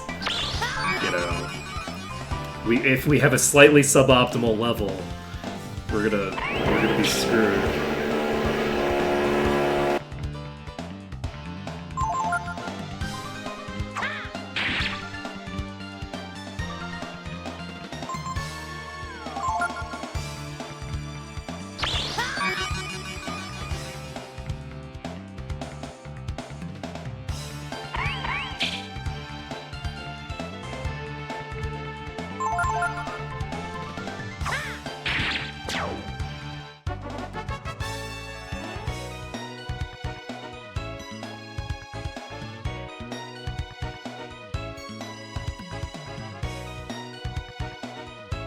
"23 power, 23 defense, 2 intelligence, 44 AP, or 44 HP, 19. It's just so fun. Oh, it's so beautiful to see. Oh man. Oh man, all those fall levels in a row. Let's go. I did technically eat an agility loss there. I lost 2 agility out of that. But it's worth it just to be able. I was thinking about whether I wanted to switch up my build a bit, just to not. But like then I'm like, to not eat that agility penalty. But I'm like, man, I'm already externing berserkers and archmages. What more do I want in life?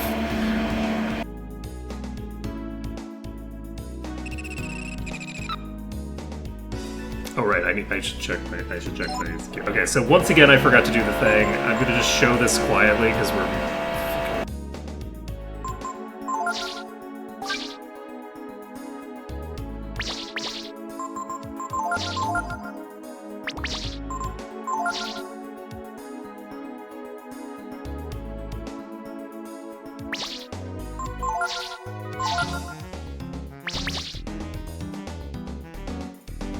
Okay, so that's what I had. Obviously, I had substantially less everything except agility. That's the end of the clip. God, that's gonna make a garbage clip. I can't believe the drilling started right as I'm killing the person. God damn it. That's so rude. That's so rude. Alright, we're gonna go save. We're gonna go talk to Fall. It's very rare that we talk to the masters that we're actually under. But we've now got 2 pairs of Ares gloves. And that'll allow us to have 2 carries at any given time. The next pair of Ares gloves is not going to come from doing it that way. The next pair of Ares gloves is going to come from fighting the Berserker legit. We're going to keep everybody alive. We're going to be fighting the Berserker as like a real party. And that's going to happen after the desert. We're going to be fighting the Berserker again when we can start surviving the Berserker's attacks. That's the intention, is, okay, this party is, we're spamming shields, we're like getting ourselves tanky enough to live rather than using resist shenanigans. That's going to be the next variant of the Berserker fight that we do. So we need 4 levels under Fall to get access to Counter, which you cannot learn from enemies. And level 6 is something, I don't remember what it is, but 6 is something that you can learn from enemies, so I don't need 6 levels under Fall.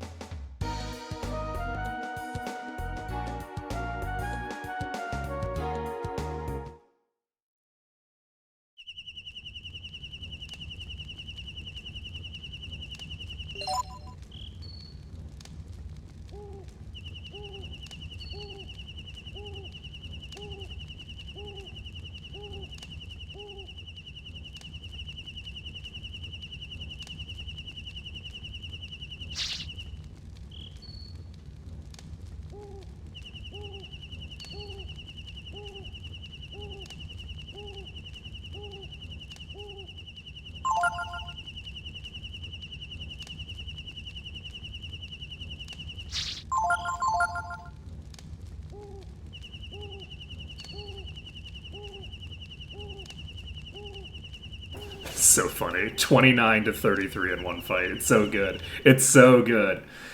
Alright, so now our goal is to go pick up Days as a master for Arc.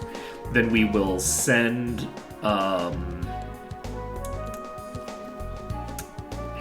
him over to do other things. It's so weird calling the character Arc. I don't do that very much anymore. I usually call them something silly. I don't usually name characters after myself anymore.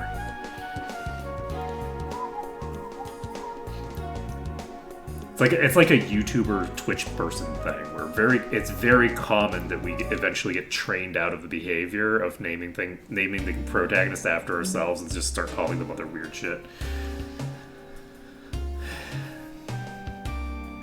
Though weirdly, I picked up that behavior doing streaming in real life when I was doing like Final Fantasy Tactics and stuff like that with my friends. Because, like, basically each person who's in the room gets a character, and they control the build of that character, and they control the in-combat of that character. So it's basically like a co-op game, but only one person's holding the controller. The other people are just telling that person what to do.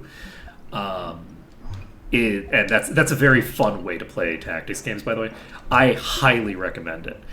Weirdly enough, games where you build, like, a party and do stuff with a party... those kinds of tactics games, I feel like they make great like couch co-op games. Particularly like for a group of people who don't want to just like have the gaming be the only thing that they're doing. Like you can basically have like cross conversations. Everybody can be talking about whatever they want to be talking about. They can be talking about the game. They can be talking about other stuff. And then when it's their turn, right? It's similar conceptually to D&D actually. But with D&D, you're generally supposed to be more invested in what's going on at all times, right? Whereas with like with a game where there's a visual element, you can just look at the field and go, okay, I know what's happening. I know it's my turn. I can see what I need to do, right? What I intended to do is still viable. Whereas if you're doing D&D, because it's theater of the mind for the most part, well, I guess if you're using miniatures, you could probably do something similar. But with it's fine. Don't worry about it. Our success rate is unmatched.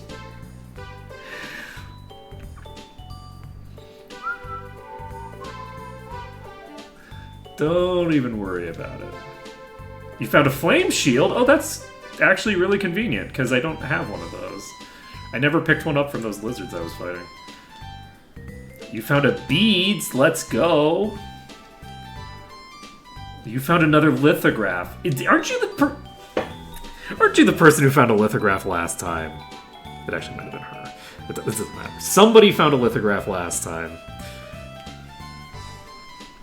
Someone's just got a thing for lithographs. That's all we're finding over here.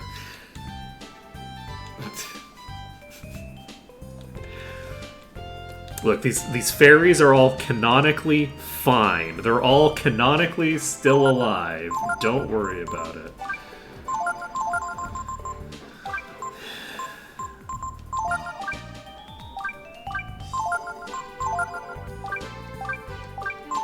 And I am going to just leave these to their own devices. I think I'm just going to leave them to their own devices for like 500 battles to get some spirit rings. I think that's what I'm basically going to do here. I'm not going to worry about it too much. It's 3, 6, 9, 10, and then we have 7 there. So we're currently we're at 17 population right now. Which is kind of good. Like, you don't want to have the population completely maxed out, because then you're not like getting new people, is the thing. So I do need to figure out how many battles it takes for a distant thing to proc, but we're not going to check that right now. We'll check that maybe when we're doing gear farming later, which we will be doing. I'm planning on doing everything. We're doing this game very completionist, okay? Like, my goal is to do... Like, I want to fight the bosses early, and then I want to get all the things from them, and I want to do all the stuff. Hey, Astro Kitty. Just in time for drilling and not bosses. Actually, that's not true. We're going to be fighting a boss.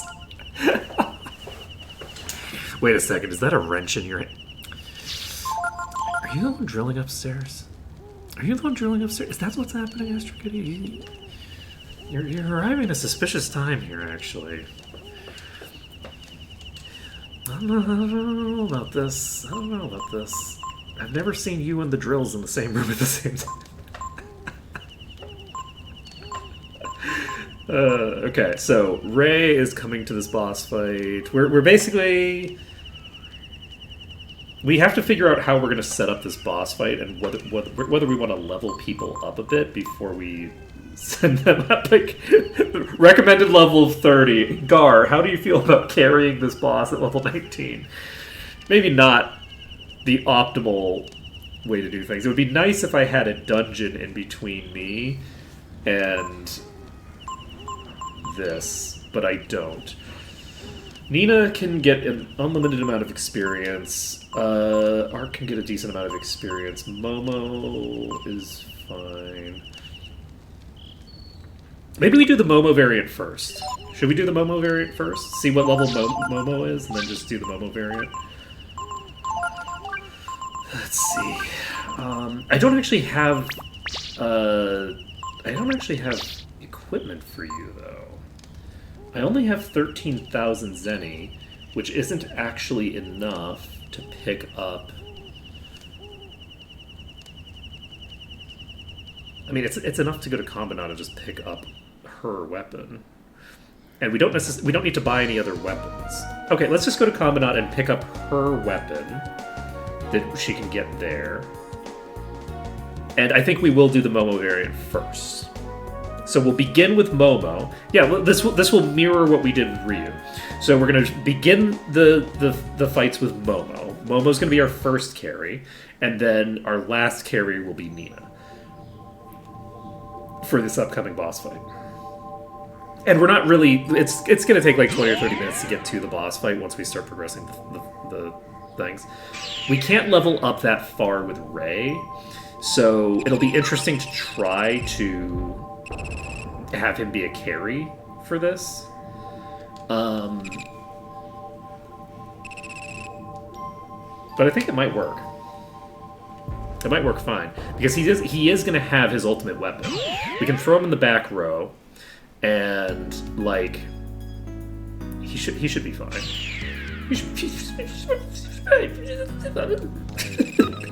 It'll be fine. What could go wrong? All right, we're going to Colony. We're going to Colony because we want to pick up the weapon that we left behind for Momo.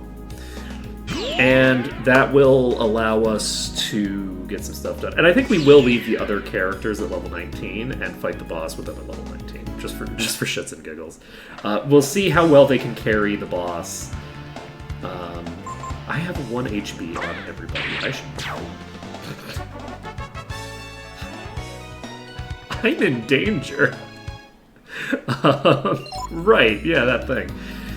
We can go ahead and throw out a Vitalize.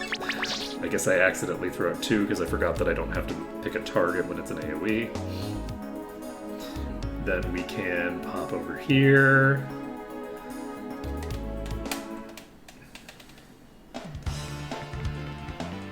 Couple Thrashers and Blitz.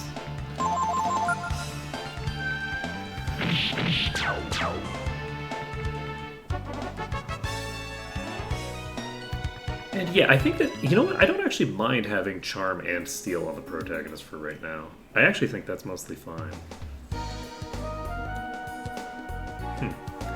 Okay, so we are popping back to Combinat because our poor friend Momo has just been struggling.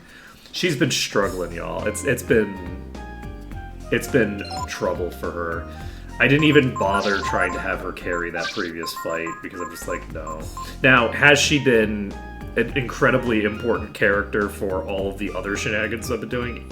Yeah, actually, she's been super important. Could Ray have done the job just as well? Yeah, actually, because all I needed was someone who can cast speed naturally.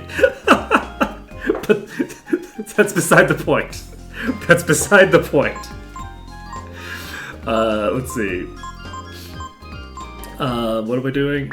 Yes, we're equipping the coupons.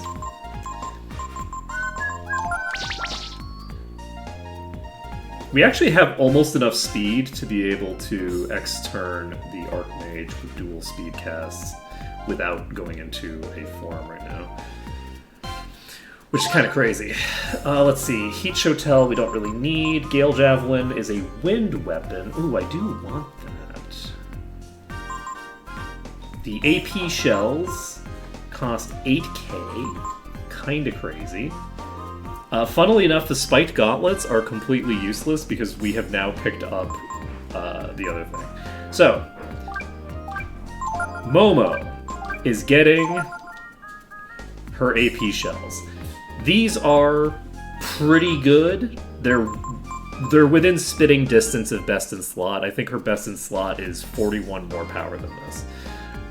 So this is like very, very strong, very solid. The Gale Javelin is something that I should probably pick up. I don't know what bosses are weak to wind in the future, but I should probably... Do I want to just do that before I forget about it? I probably should. I don't think I have a Gale Javelin, right? Let's just sell something.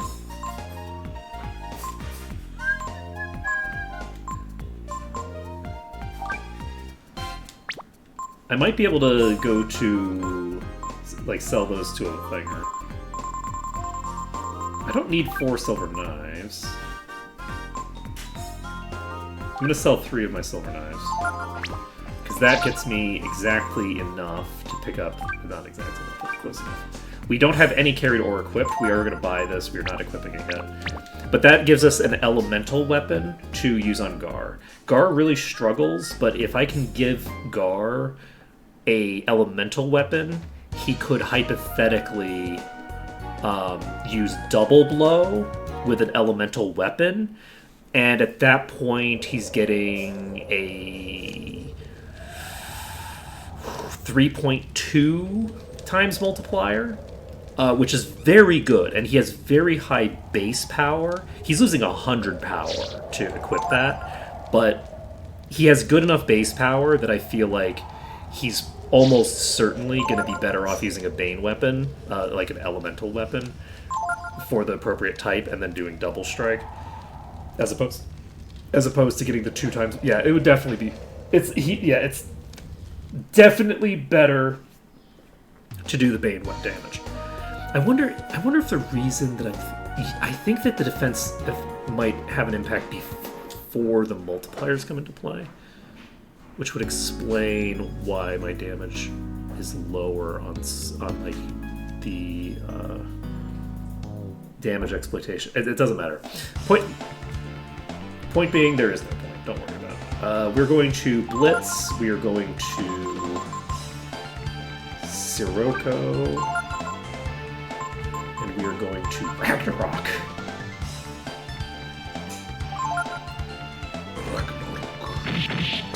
And we should probably save.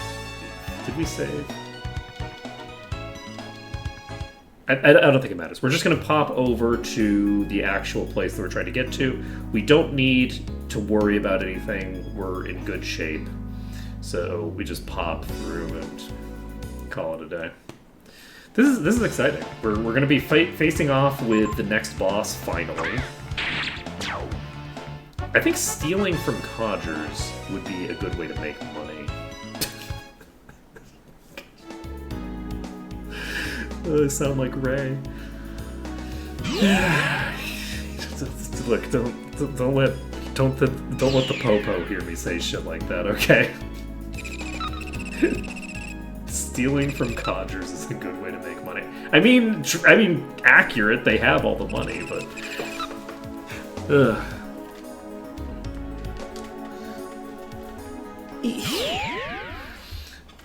I say they, you know. I'm getting to that codger point at this point. I'm 40. Alright, we got dragons on the walls. It's called Dragnir. Is it called Dragnir because it's got dragons? Nope. It's got llamas. Well, close enough for government work, I guess. Llamas, dragons, same difference. Hey, you! You just leave that building?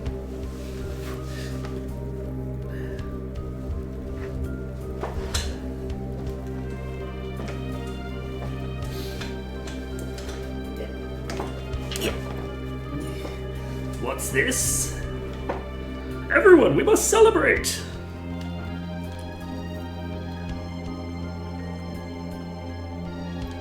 Please be at ease. I am Grial, the patriarch of this village. All of us here are the same as you. We are all brood, Master Ark. Do not be alarmed, Guardian. We gave up our powers and fled here during the Great War. So as to not be found by us Guardians? Hee, exactly. All in preparation for this moment. This moment? What do you mean? You will know soon enough. But for now, please rest and be at ease. O Dragon Prince and noble companions. Please eat this. This meat will restore the strength sapped by the desert's heat. Okay, I mean, I haven't been in the desert, but sure, man.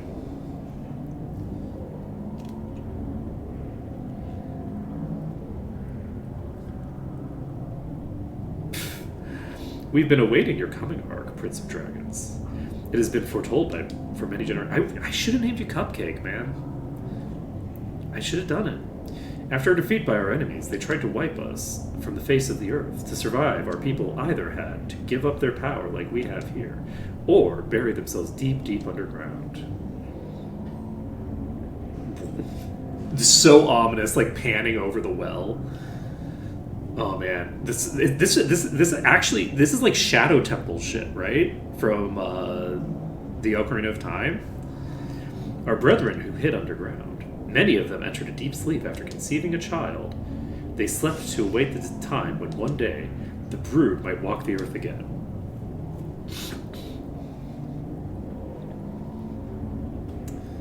And now that day has arrived.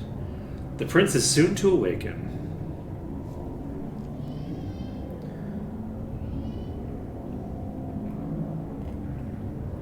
Well, this is all fine and normal and not ominous at all.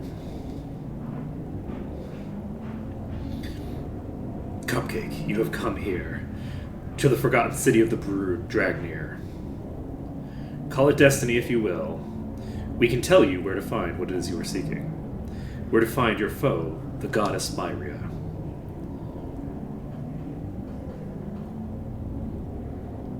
Cupcake, you must awaken to your true power, and then you must face the goddess. I just remembered that we have access to the renaming system. We are going to rename them Cupcake now.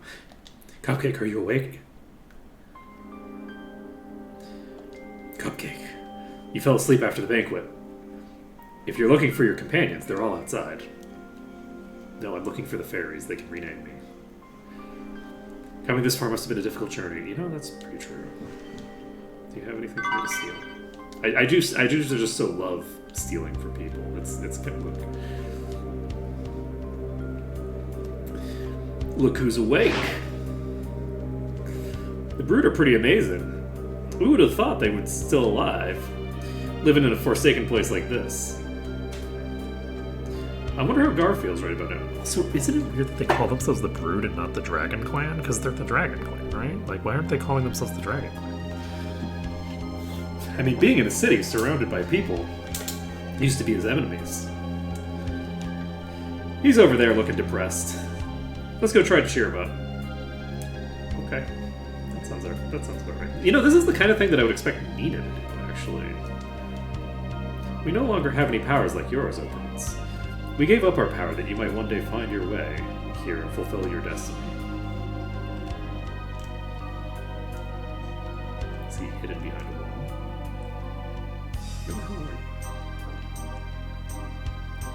Someone's blocking off our exit. That's interesting. This looks different than it did just now. There was a symbol on this that isn't here anymore. Even if they have forgotten the war, I am still the sworn enemy of every person in this village. All the people here, they're suspicious of the fact that you, Cupcake, have brought me here with you. I've come with you on this trip because I have lost my faith and have come to doubt my own actions of so long ago. But I know that is not good enough. Reason for all the men and women of this village to trust me. I mean, yeah. The war has not ended in the hearts and minds of these people. Well, my guy, the war hasn't ended. Right? You were hunting dragons a week ago, my guy. You were still actively searching for more dragons to kill. It isn't that it hasn't ended in the hearts and minds of these people. It's that these people are still actively being persecuted by you and your god. Lest we forget the entire plot of the child arc where you tried to fucking kill me, my guy. Let's not forget this. It's not them that haven't forgotten the war. It's you imposing the war on them hundreds of years after they have proven themselves to not be a threat. Let's not reverse who's responsible for the war still being a thing. Let's be clear here. And maybe a week ago you decided, okay, well, I guess I don't want to kill anybody anymore. Maybe, except you've kind of chosen that you would like to find out if it's a good idea to keep killing them, which is the way that's your whole principal thing is, well, you know, I need to talk to God, because God needs to give me a reason why it's okay to kill all these people, right? So let's just be clear about this, that this isn't a group of people who's obsessed with the war. This is a group of people who are actively being persecuted today. Anyway, that's just a thing to bear in mind. If these people left the place, the hiding that they are in right now, they would be butchered. The same way that you butchered everyone else in their clan. What are you getting all glooming about? What's so gloomy? What's the deal with genocide? Okay, so maybe the people here want Cupcake to take his power and go teach your god a thing or two. Based. And maybe it's not so realistic to think we can drop in on God and ask about the truth. Why isn't that realistic? beat up God. Don't worry about it. This is a JRPG. You're the one who told us to tag along if we wanted answers to our questions. You know what? You just plain think too much, you know? That's not true. He doesn't think enough. The funny thing is that Gar's problem is that he doesn't think enough, but Ray thinks even less than Gar does. It's actually truly remarkable. Gar is not a deep thinker, but Ray makes him look like a deep thinker. Anyway, it doesn't matter what the villagers here think. What's important is what Cupcake thinks. Am I wrong? Yeah, man! You are! I'm in a position of extreme privilege where I have the power to defend myself against these fucking people. Cupcake, the Elder wishes to meet with you. He's the eldest of us all. Of all the brood, only he remembers the Great War. Holy shit! How old is this guy? Go to the well in the village center. The Elder awaits you inside, underground. Oh boy. Oh boy. Okay. Once it was revered as Ladon, the dragon god, but now it is known as the god of travelers. Do you want to save? I sure do.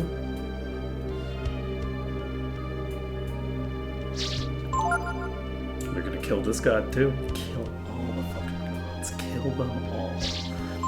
And then the gods can't sort them out because the gods are dead.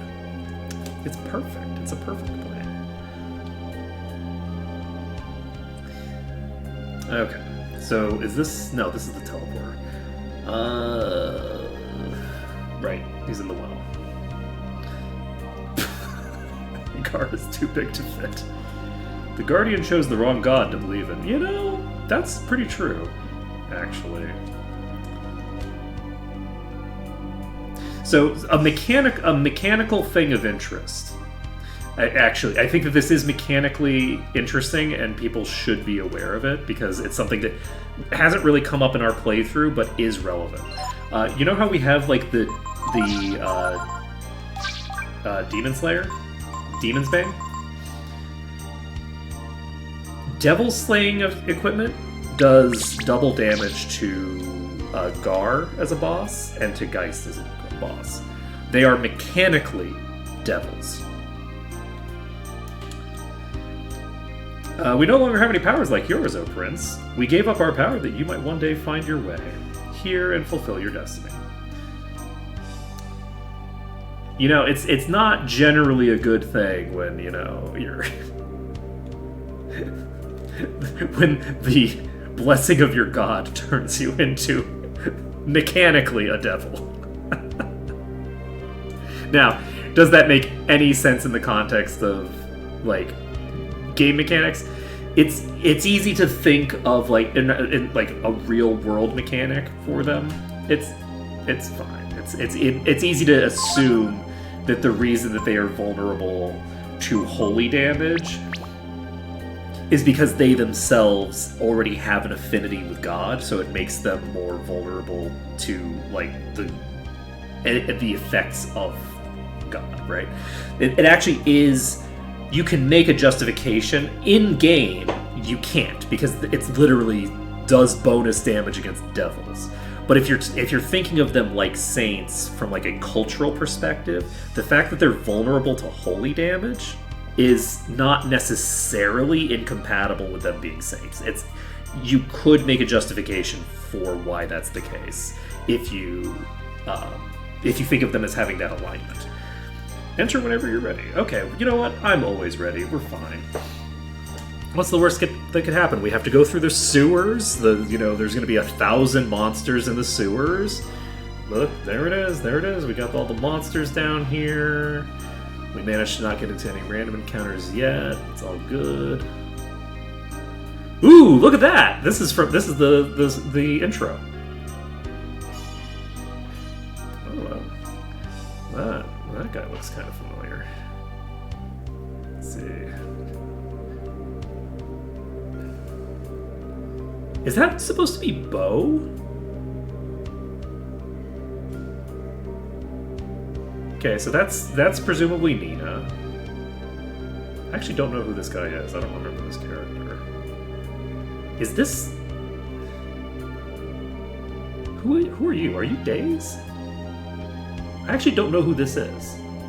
I assume this is... I don't know whether this is representing Breath of Fire 1 or 2.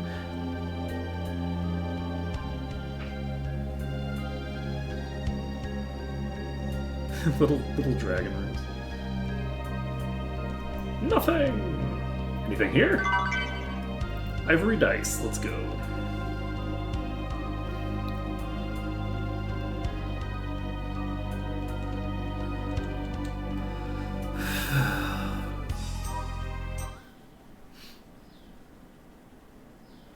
You are... Also, there's no random encounters here. I lied. You've come. Welcome. I am the Elder Jono. Don't let my looks fool you. I'm a nice guy. Come here, my son. You actually do have a very friendly mouth. My son, did you see the mural as you came in? I sure did. We commented on it. That is the history of our people's struggle. Our people's history stretches back into the distant past, before even the Great War. It is the history of a struggle against a great recurring evil.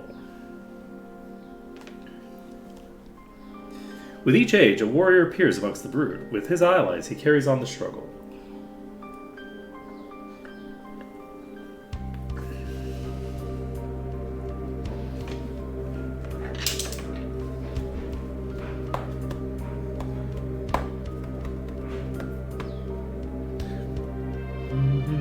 Breath of Fire is basically akin to The Legend of Zelda, in the sense that all of the characters show up in each version. Well, not all the characters, some of the characters. I guess the evil that appears as a mortal, sometimes as a devil, the evil that is named Myria. Myria, the god of the Urkins, the god you are seeking.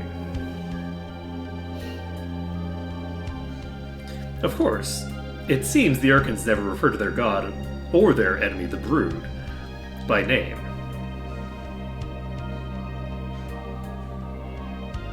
Speaking of the Urkins, I want to talk to your friend the Guardian. Bring him here. Okay, buddy. Okay, buddy. Guardian. I have to hand it to you, Urkins, and to Myria. When you decided to get rid of the Brood, you didn't hold back at all, did you?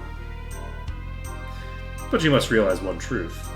As long as you refuse to speak your god's name, or the name of your enemy, no one will ever know what became of us, or why. Oh, Honorable Elder One, do you hate us? Oh, fucking... Come on, man. What a terrible question. Hate? There may be some among us who do, but I do not, Guardian. One cannot allow himself to be blinded by the hatred or spill blood for a petty reason. What happened between the Urkin and the Brood was fate. Was it? I don't think that's true.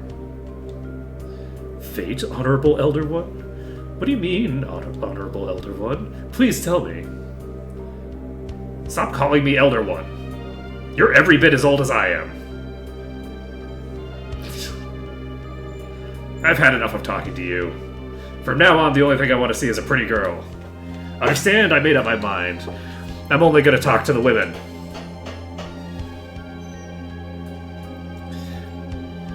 Okay, so... he's only going to talk to the women, so we have to bring both the women with us. It's fine.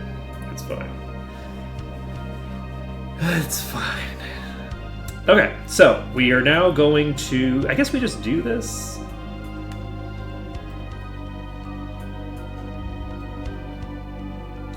We need to prep for the next boss fight. And let's get... Can I just walk out the door? Yes. Alright, so we can just walk out the door, we can go to camp, and we can set up for the Momo variant of the upcoming fight.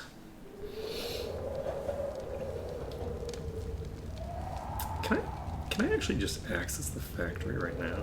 I wonder if I can. I might be able to access the next dungeon right now, which would be interesting. it would have implications for like the ability to do certain things.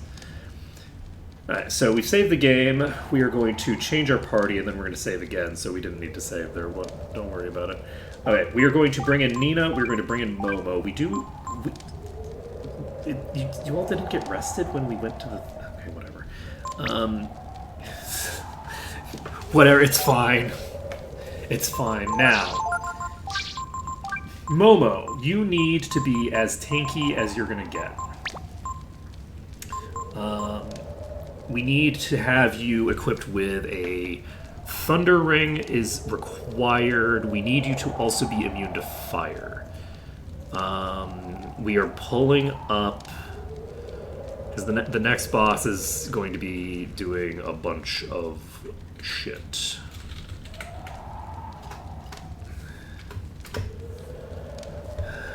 A bunch of different types of stuff.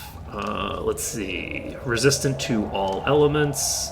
Immune to status. Not immune to psionics, interestingly enough. Let's see. So, wind, fire, and electric are the types to beat. So, you could... I think we just give you... What is the... speed threshold? The speed threshold is 20. This is easy peasy. We can just double cast speed on you and we're golden. Absolutely golden. Now, how about defense threshold? What do we need your defense to be at? Well, okay, we don't have any armor equipped, and we do have the Ares gloves equipped already. Shit. It's fine. We are going to equip the Ring of Fire. So we are now going to be completely immune to most of the bullshit that it's going to pull. We do want to equip the Tiger's Cap, I think. Do we need this?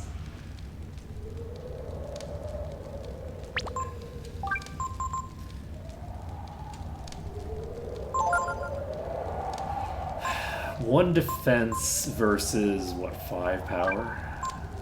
It's 5. Yeah, let's get the power. It's fine. And then I think our best armor available is, funnily enough, still the same thing. Also, it just occurred to me that I don't have. I didn't go to do the fishing that I need to do in order to do the Ray variant justice, because Ray actually has access to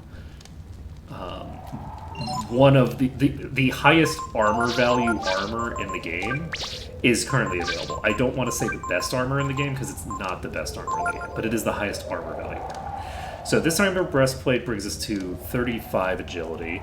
This means that we just need 2 speed casts to X turn.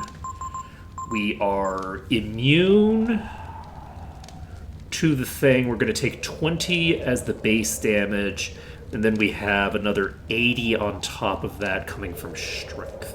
If we can get a triple protect on turn 1, we might be able to mostly negate the physical damage within turn 1, and then just worry about maximizing DPS on the following turns. So, you have 54, you have 62, everyone has plenty of speed. Can somebody get you?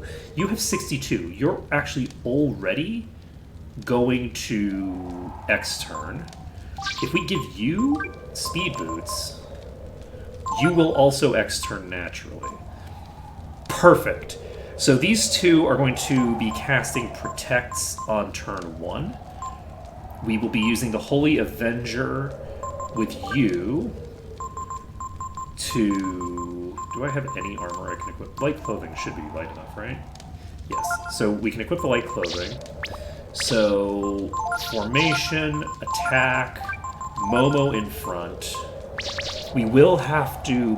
We don't have to monopolize for this one. So this variant we don't need to monopolize for any of the variants, actually, because the only one that's canon is going to involve this party again, so it doesn't matter. So we can save the game. And we already moved Shadow Walk onto Momo, I think? So, do you have any vulnerabilities? No. So, we are just looking for pure damage here. So, we're going to go rest at the inn because we need to restore our max HP to do this. And then Momo should be able to very comfortably tank this fight as long as I triple cast shield type spells at the start, which I should be able to do. Do you have shield? I did not give you shield. I gave you shield? Why did I give you shield? Does she have protect? You have protect. Oh, you have protect, not shield.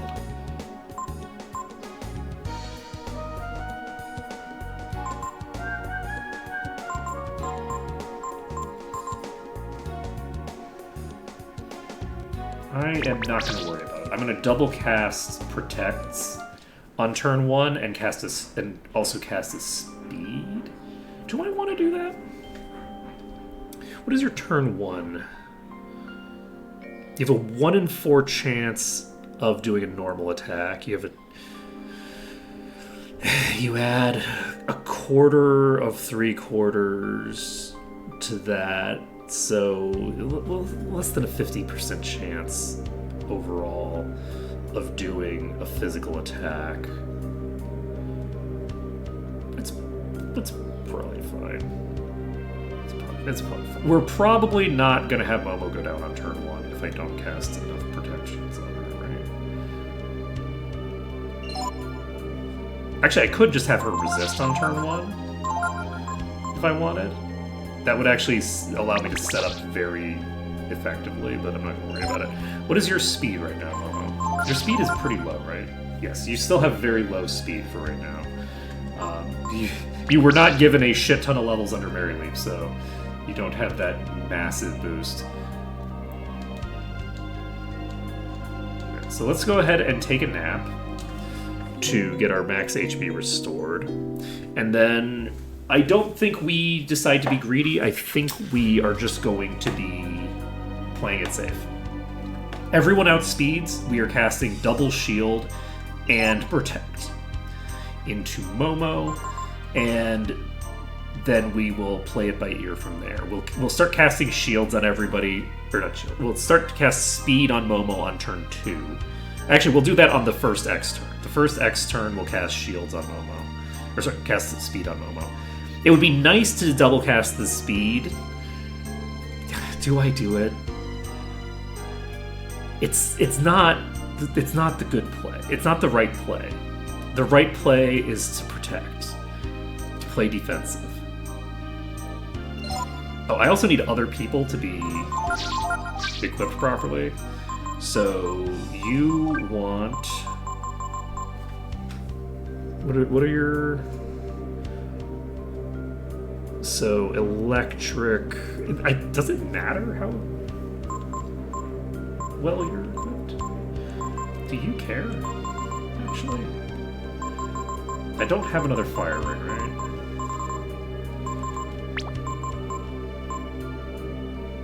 You're fine, I'm not going to worry about it.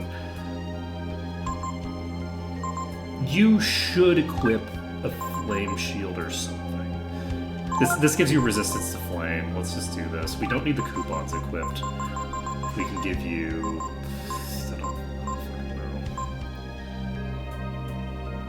Let's give you a wisdom ring, just for shits and giggles. So you now have 60 agility, which is just about exactly what you need to do what you need to do here. And then it's the last one, right? Alright, let's go talk with Momo, because he wants to talk to a pretty girl. No, no, no, no, no. I said pretty girls. I want the young, plump ones. Fucking psychopath. Well, excuse me. What an old crank. What do you mean I'm not good enough? Okay, so anyway, for this reason, Momo's the first one who's gonna kill this motherfucker.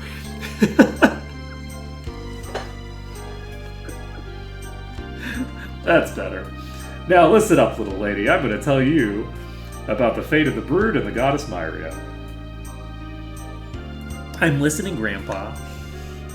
Yeah, that's more like it. Good girl. Now listen close. Fucking Chicope.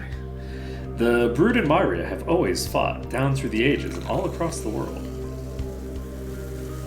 Is it because she was trying to destroy the world, and the Brood were trying to protect it? It's not exactly that simple, child. Think about it. That would mean the world wouldn't be here. After we lost the Great War, now would it? Besides, the real danger to the world might not be us, Brood. Our power is such that we could destroy the world, and the goddess Myra feared that string, and decided to destroy this. I will be clear that this is a retcon of... This is potentially a retcon of the behavior of Myria in Breath of Fire 1 and 2. The other way to interpret this is propaganda, and that even the victims of a genocide are not immune to the propaganda of the perpetrators of the genocide. To be clear, this does not describe Breath of Fire 1 and 2. It simply does not. This is an incorrect interpretation of Myria's behavior if you assume that this is the same Myria from 1 and 2, and that this is a recurring situation where this is following the history of 1 and 2. So to be clear, as a sequel, the implication here is that he is wrong. But, so does that mean... Cupcake, I forgot to change my name! Cupcake's an evil dragon? No, child. Don't get ahead of yourself. We lost the war because we didn't use our power. If we had fought back, with all of our power, we might have indeed destroyed the world. So you mean... The Brood were Iran?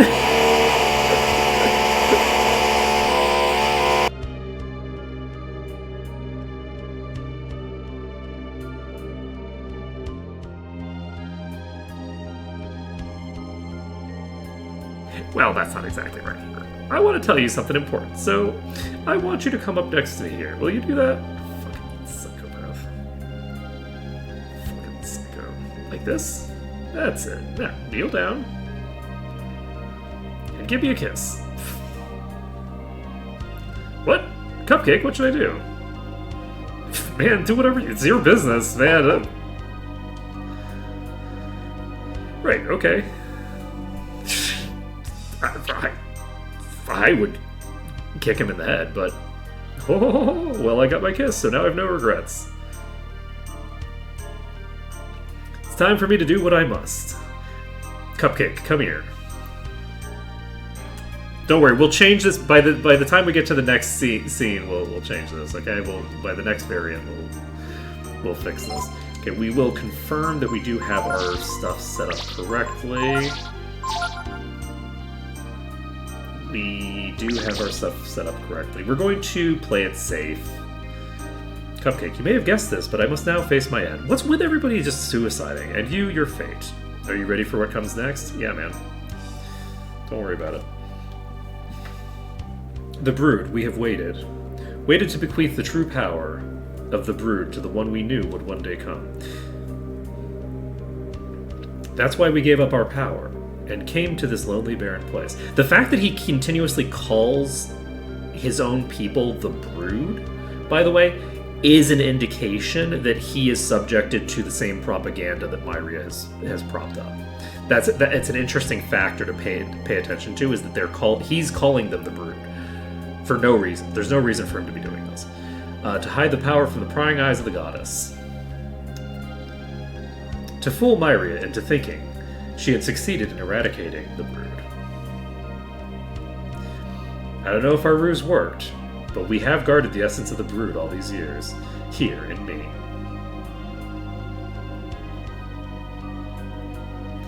I'm ready now to give you that power. Cupcake, blood of my blood. You must take the power from me, but...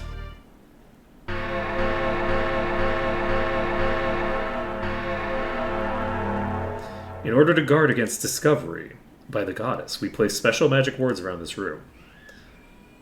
In other words, here, you'll be unable to use your Brood powers. I will use the true power of the Brood, but you, Cupcake, you must depend only on yourself to defeat me. Well, that's not actually true. because we get to bring our whole party. we actually get to bring our whole party here. But that's beside the point. Okay, so Nina, you are going to be casting... Oh, do you not have shield? You don't have shield. We've established this. Yes. Okay, so what you're going to cast instead is... You're going to cast speed with the armor that you're wearing, yes. Okay, you're casting speed on Momo. You know what? We're gonna be greedy, because I believe we need 2 speed casts. So we're gonna cast shield with you, because that's what you can do. Momo is, I think, gonna cast speed on herself. I think that that's funny. There's a very low probability that this goes badly for me. It should be fun. So Momo's casting speed.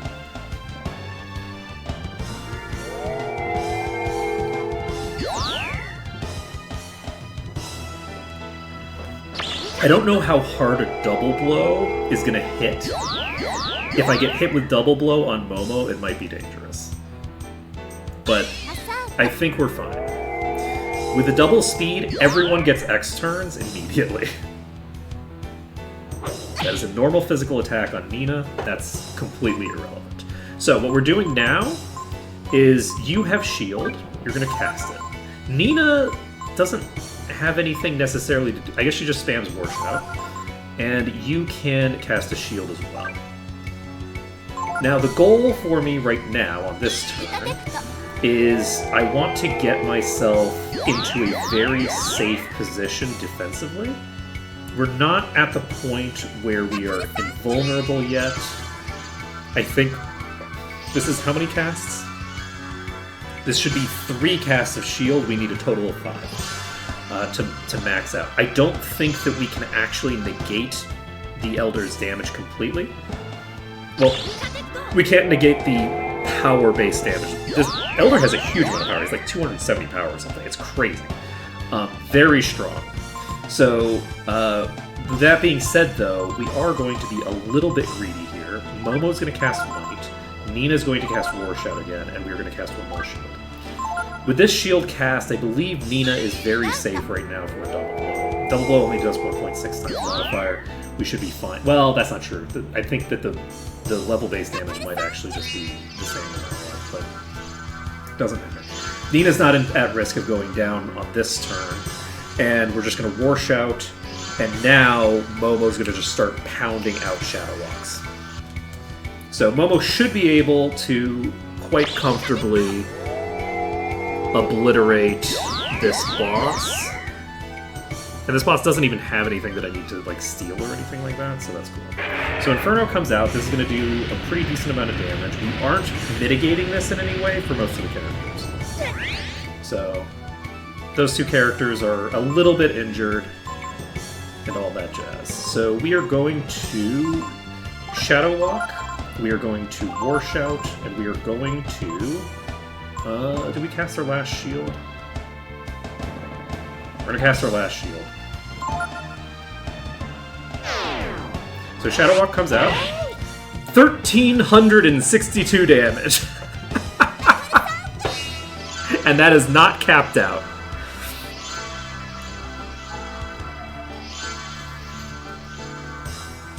Look, you thought I was kidding when I said Momo OP, man. Like, Momo OP, man.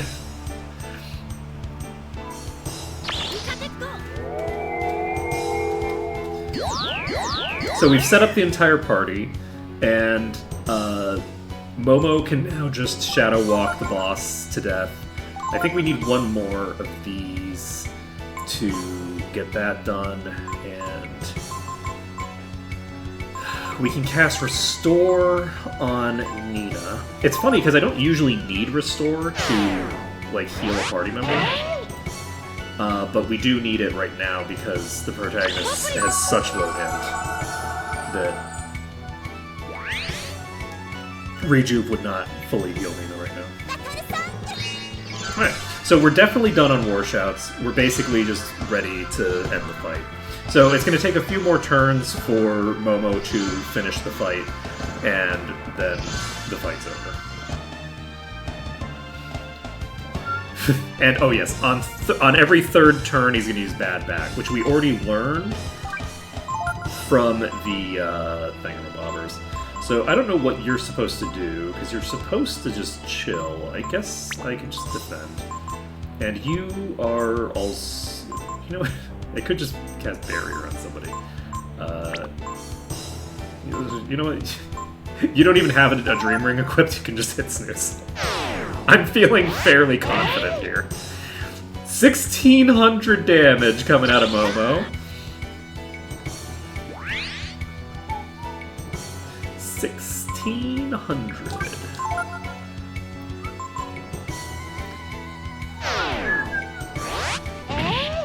And there we go. That's this boss down. But that's not the canon variant of this fight. So, I wanted to sort of like bring things. Like, I wanted people it to be clear. Like, Momo is good. Like, she is a very strong character. The thing to remember about that setup, doing that setup, Momo is directly helping with the setup. Does not need to have like any particular items or edit other things to be able to set up. She's just able to set up both defensively and offensively for that fight. Everything goes very smoothly. Now, could she have been hit pretty hard on turn 1 if she had taken a double blow on turn 1? Yeah, she probably would have gotten hit within an inch of her life. But I can then just cast Restore on her, right? She's not going to die in one hit on turn 1. And because the setup is durable, because of the fact that the setup is very durable, it's very... Now, obviously, Ark and Nina having X turns to continue throwing out support helps as well. But, like, the fact that she's so involved in the setup for herself is kind of a big deal, right? Makes for a very, very smooth engagement. That's probably the smoothest this is going to be, considering that everyone else is level 19. But we should be able to get fairly good results out of everybody. So we're now going to swap. The next party member that we're going to do this for is, I believe, Ray. I think Ray is the next one. I'm actually going to check if I can... I'm going to check if I can just leave and come back. If I can leave the room, which I should have checked just now, because that would have saved me a lot of time. If I can just leave the room, I can just go grab the accommodating party members and deal with it. Let's see here. You have 32 agility with your current setup. You need to equip any other weapon. Equip the royal sword, doesn't matter, you're not attacking with it.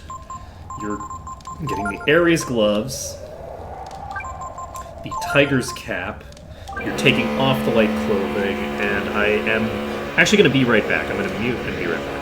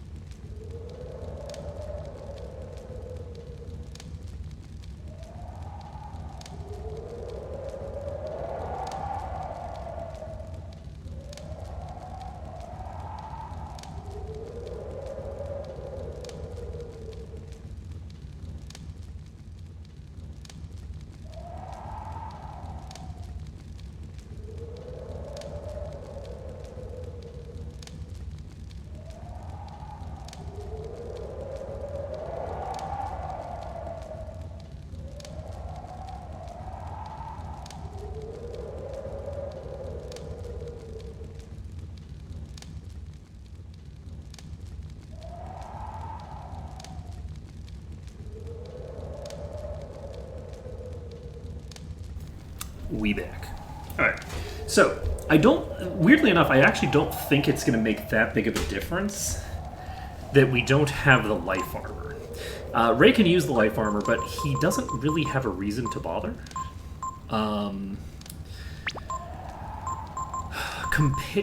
I guess I could give him a speed ring.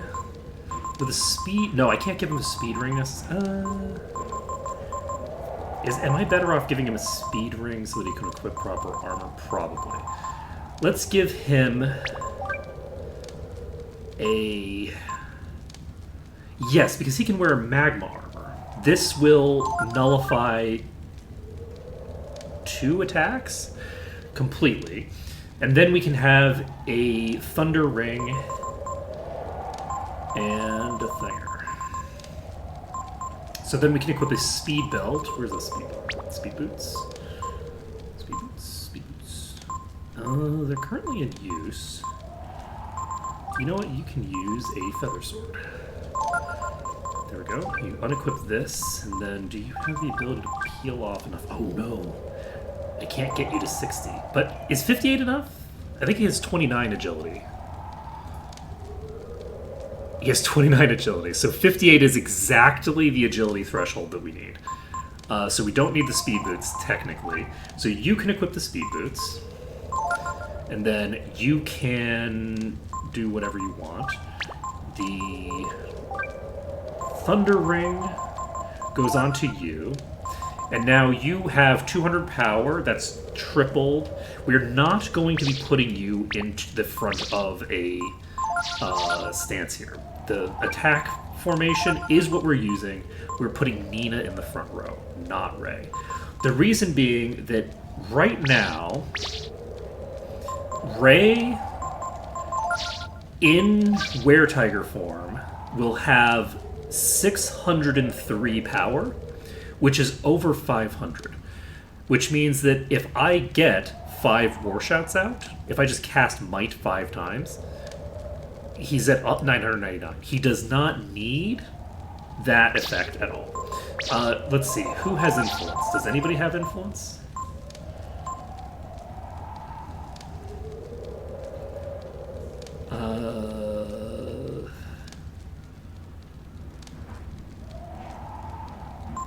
I need influence on you. That doesn't matter. What's your speed? 32. So that would be 64. But you have 64 as well. I would need to get 1 speed increase on you. So there we go. So now we have 65, which I think will mean that Nina will go first in using influence on the boss. And then we should be golden. So, anything else that I need to do here? Yeah, I need to actually get influence. Give me a second. So we are going to look at skill notes. We're going to change, and we're just going to add influence to your bar. We're also going to remove Blizzard from the bar. We'll put Blizzard on Momo, because Blizzard is the kind of thing that she would benefit from, hypothetically. We give you influence. And then, where's Momo? Momo can take Blizzard so that we have access to that in the off chance that we need an AoE. We also need to remove shield from Momo and put it onto Nina. So Nina gets shield. I don't know why I put that on Momo. That was a very confusing decision. I'm sure it was a great idea at the time. And what do we do with you? We can take counter off of you. And do we want to leave steel on you? I don't think so. I think we want steel to move back to Nina. So Nina's going to get the steel. There we go. Alright, we are going to go change my name.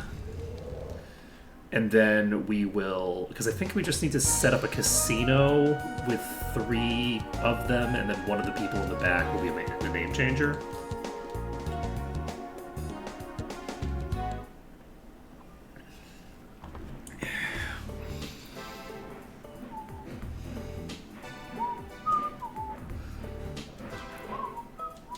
Okay, nothing new on the message board because we haven't done any fights or anything. So what we're actually going to do is we're going to cannibalize people from the hunting just to do the renaming. But the nice thing is that I believe...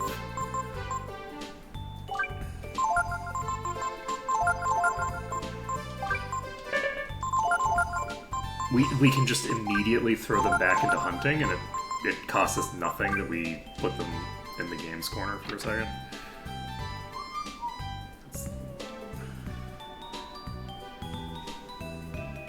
Where the hell are they?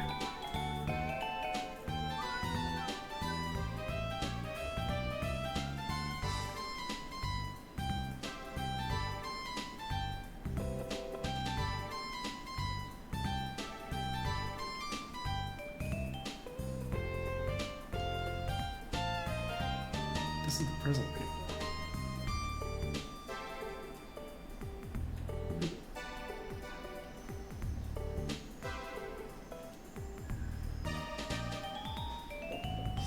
What? Didn't I?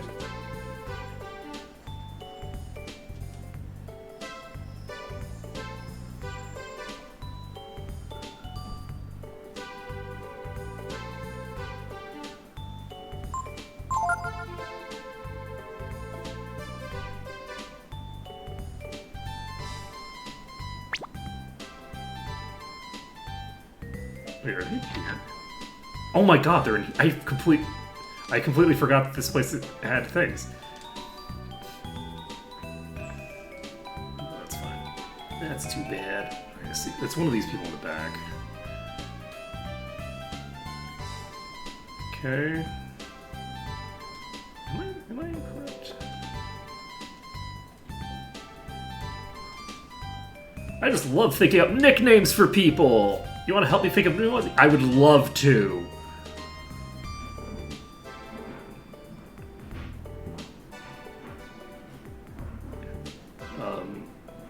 Us isn't us, or us isn't us? Okay, there we go. So.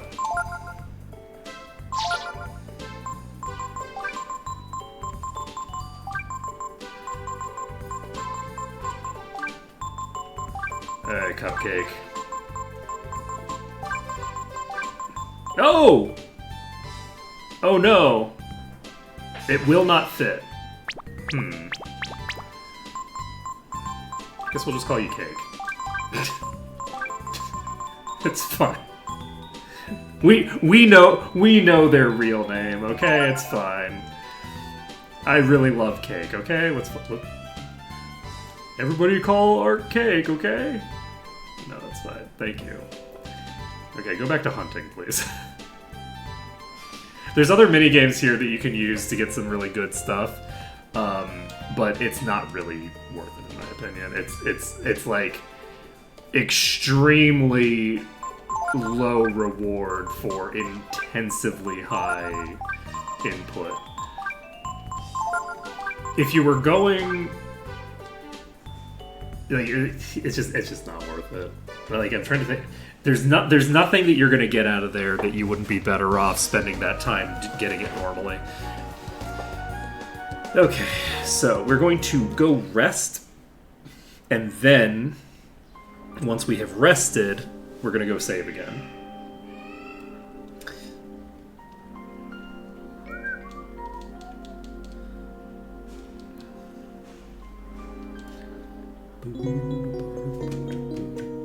So the key is that Nina now has more than double the speed that Ray does. So in theory, she should, after the double speed cast on turn 1, still be able to outspeed him on the X turn and get the spell off, the influence spell.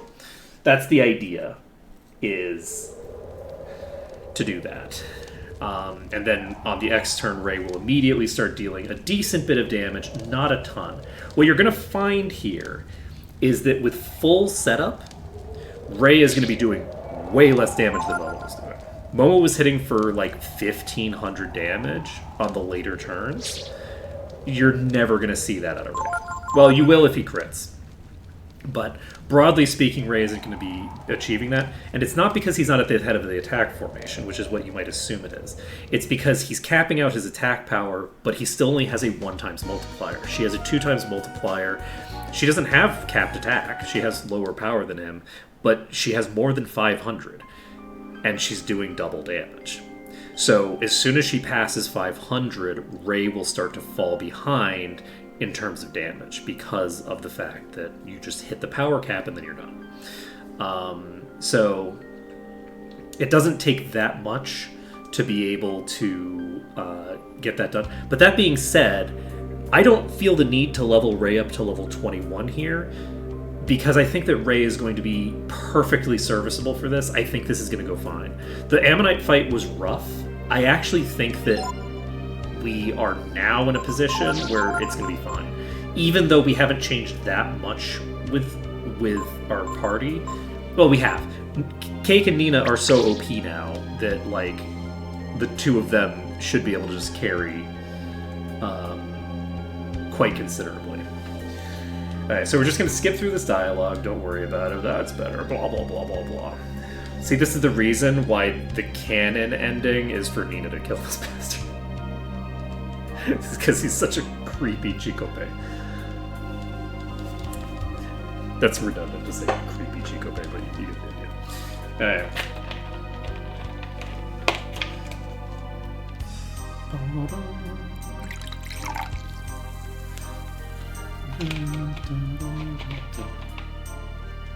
But yeah, Myria's stated objective here is like the objective that she indicates that she has is very different from the objectives that she has indicated that she has in previous games.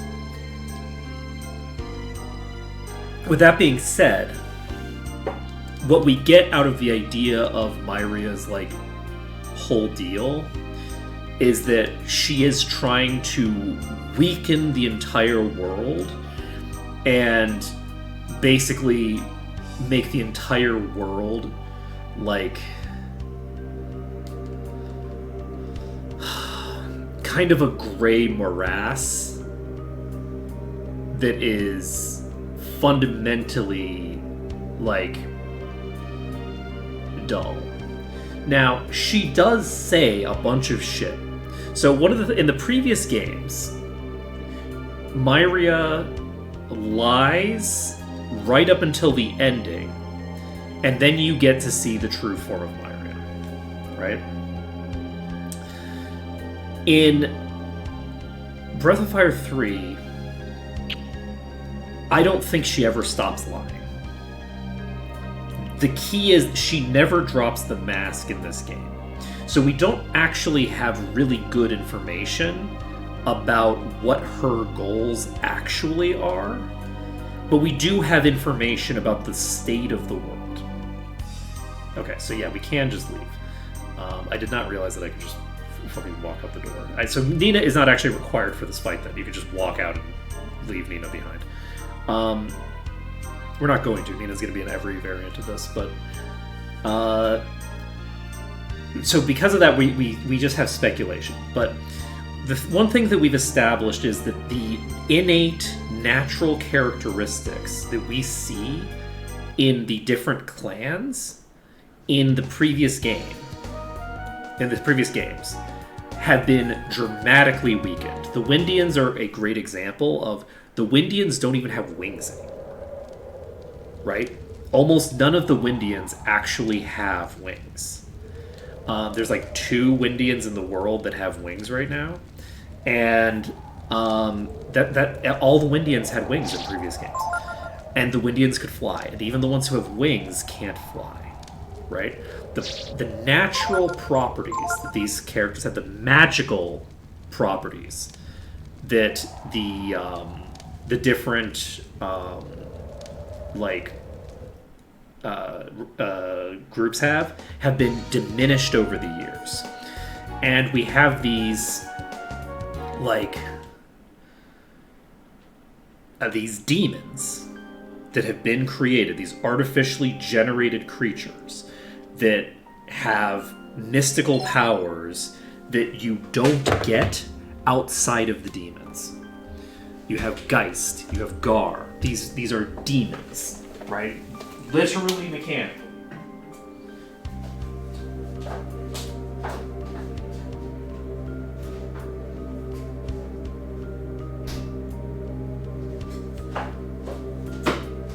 So Baleo and Sunder are not mechanically considered demons, but they are both unnaturally strong creatures. Mikba is a demon mechanically. Gar, Geist. All of the magically powerful people that you see in the game for the most part. Oh, thanks for the sub, Crazier Carl. All the magically powerful people in the world, the people that have these innate powers, have them granted to them by Myria, right? As Mikba says, our powers were granted to us by God. But Ray's powers weren't granted to him by God. Ray has the were-tiger thing because he is a cat person, and the cat people have were-tiger, and it's a whole thing. But very few people have any of those powers anymore, other than the people that were granted them by Myria. So to my thinking, Myria wants to control all power in the world. All the sources of power in the world are weakening.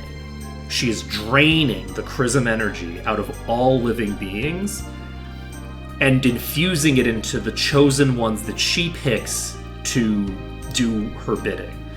But it's notable who that is. Mikba is a Mafia Don, right? Like, Gar is a warrior for her genocide, as is Geist, all of those other characters, right? The Mafia is run by people that Myria has empowered directly. They have powers that were granted to them by God, right? And that is interesting, right? It's an interesting element to this where you can't listen to what Myria says. You can't listen to what the Elder says. The Elder is following for the same propaganda that everyone else is. You have to look at the state of the world that she has created. She has been the only person who has had the power to dictate what will happen in this world for hundreds of years. And what does the world look like? It looks like machines that no one actually understands how to work. But what kind of machines does she send over? In addition to the fact that she controls the knowledge to use machines, and she's the only person with that power. In addition to that, she also controls what machines get sent over.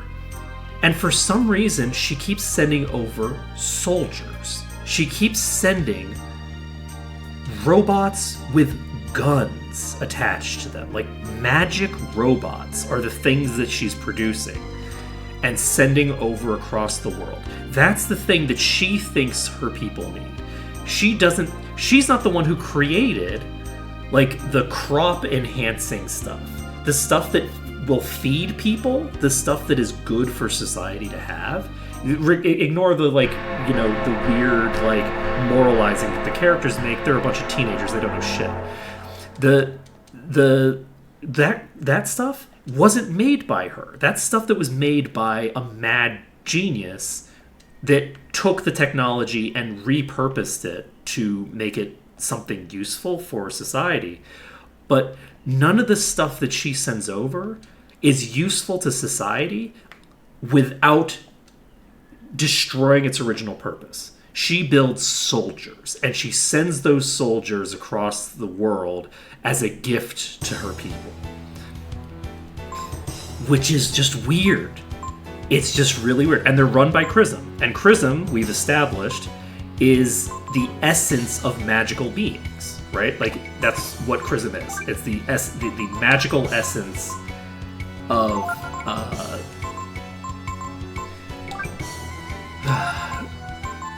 do I cast speed with you, actually, on turn 1?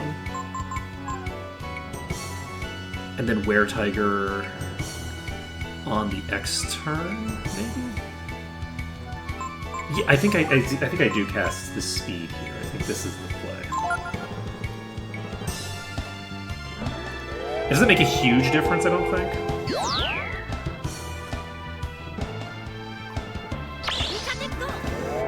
We get the Protect out. I forgot to change my gear up. No, I think we're fine. I think that I've set things up where Ray is the tankiest one in terms of, like, Ray has the immunity to fire, Ray has the immunity to Thinger. Double blow comes out. Okay. It's a good thing that second hit missed. That is the worst case possible for turn 1, is to get Ray targeted with a double blow. Double blow is the heaviest hitter that this thing can do. What are the odds of that? So, double blow has a 1 in 4 chance of occurring if the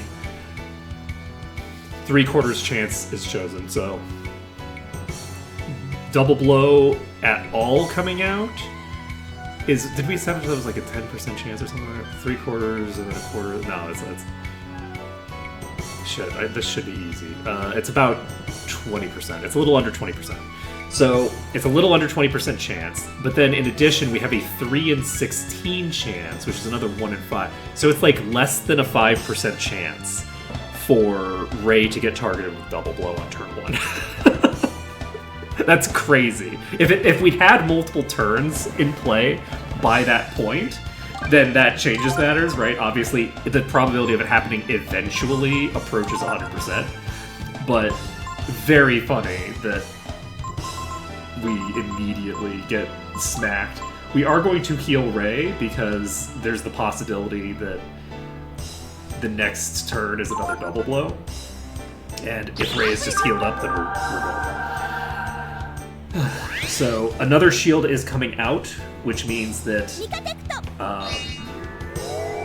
we don't have to worry about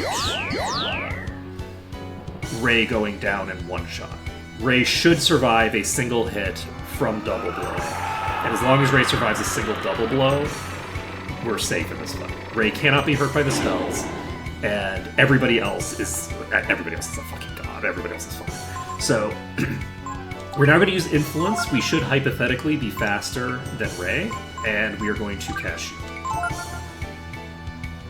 Influence comes out, so the fight is basically over. We've now protected ourselves from all the potential failure states, and Ray is going to start hitting for damage. Ray's starting out at 433 damage. We can escalate that. We're probably going to escalate that to about 800, I think. And 80 damage, we definitely need some more shielding, but we're not going to do that right now.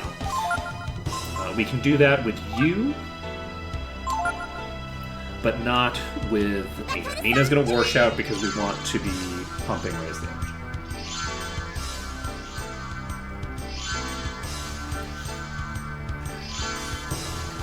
So now we've got the nice and smooth rest of the battle, where Ray just does an escalatingly large amount of damage every turn until maybe 2 more turns of War Shout is enough to cap out. And I think, are we done with shield after this? I think we might need one more shield. Yeah, so important thing about Were-Tiger is that you really don't want to put the Were-Tiger on the front row. People love putting Ray on the front row. Ray does not need to be on the front row. Ray is level 19. And yes, he's using a very strong weapon right now. But I think we've already capped out his power. I'm not positive, but that felt like it didn't do nearly enough extra damage for me to think that he's actually going to be getting another... Oh, 1 second, someone's calling me. That's unusual.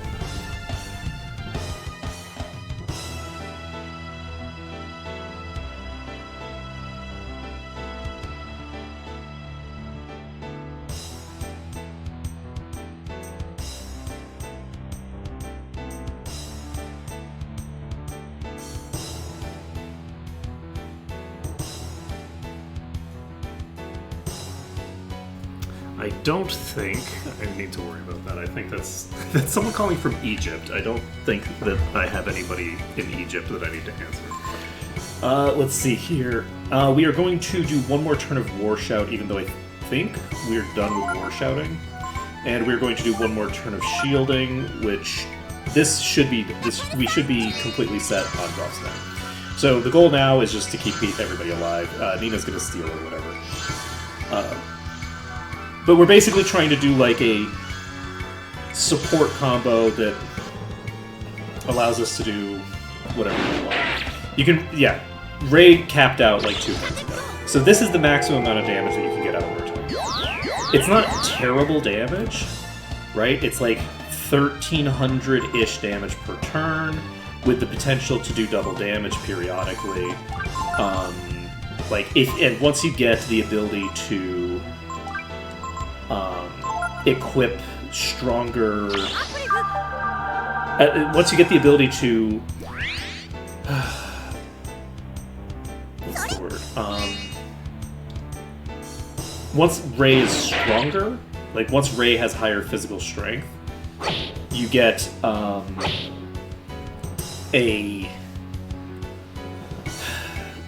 buffer where you can use weaker weapons that have special effects of various kinds.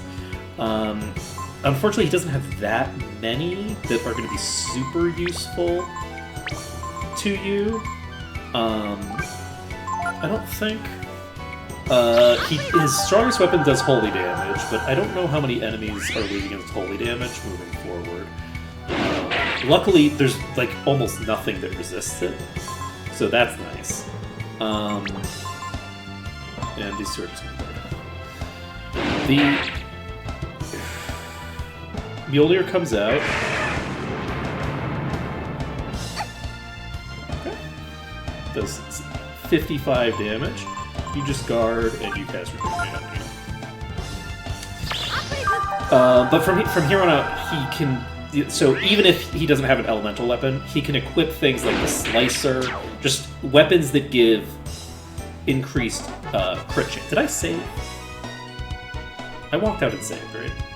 I sure hope I did. Anyway, so that is Weretiger. That's probably going to be not necessarily the weakest variant that we have, but like it just goes to show you, right? Like this would be way harder against the next boss. When I was saying that it's crazy that guy was talking about fighting fucking the next boss with Weretiger, I'm like, what are you doing?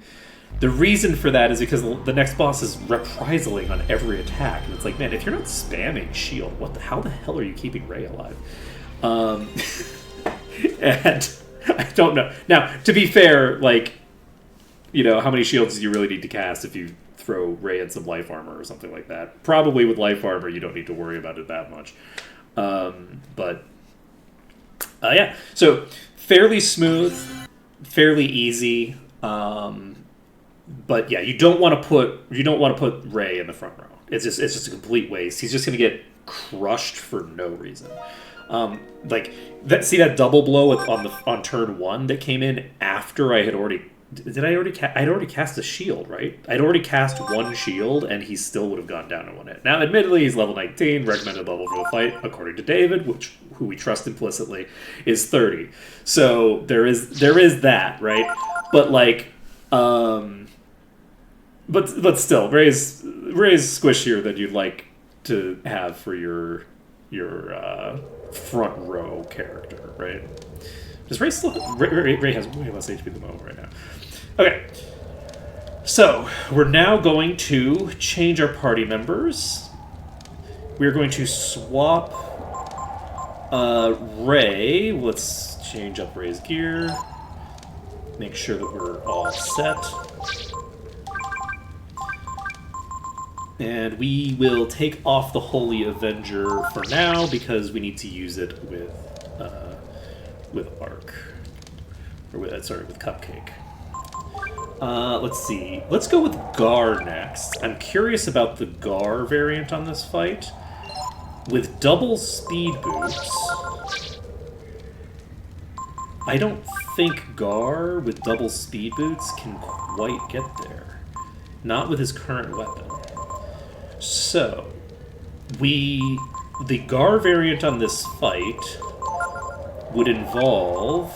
I think I will put him on the front line. And we can give him the magma armor if we want. Let's give him magma armor. Let's give him a Tiger's Cap and give him Ares Gloves. He now has 165 defense, and he has 0 agility. So we don't need to worry about too much here, but this is going to be the scariest variant of the fight. What do I want you to equip? Because we don't have the ability at level 19 to just equip double speed boots and get X turns. So we maybe just equip high boots? Weirdly enough, if you're at the front of an attack formation, you still... Actually, you know what? You don't quite cap on power. No, you need Artemis' cap. I forgot about the Artemis' cap. So we do have immunity to fire and thunder, so the only things that are going to come out that deal damage are its normal attacks. So either double blow or a normal physical attack. And everything else should be fine. You are naked for some reason.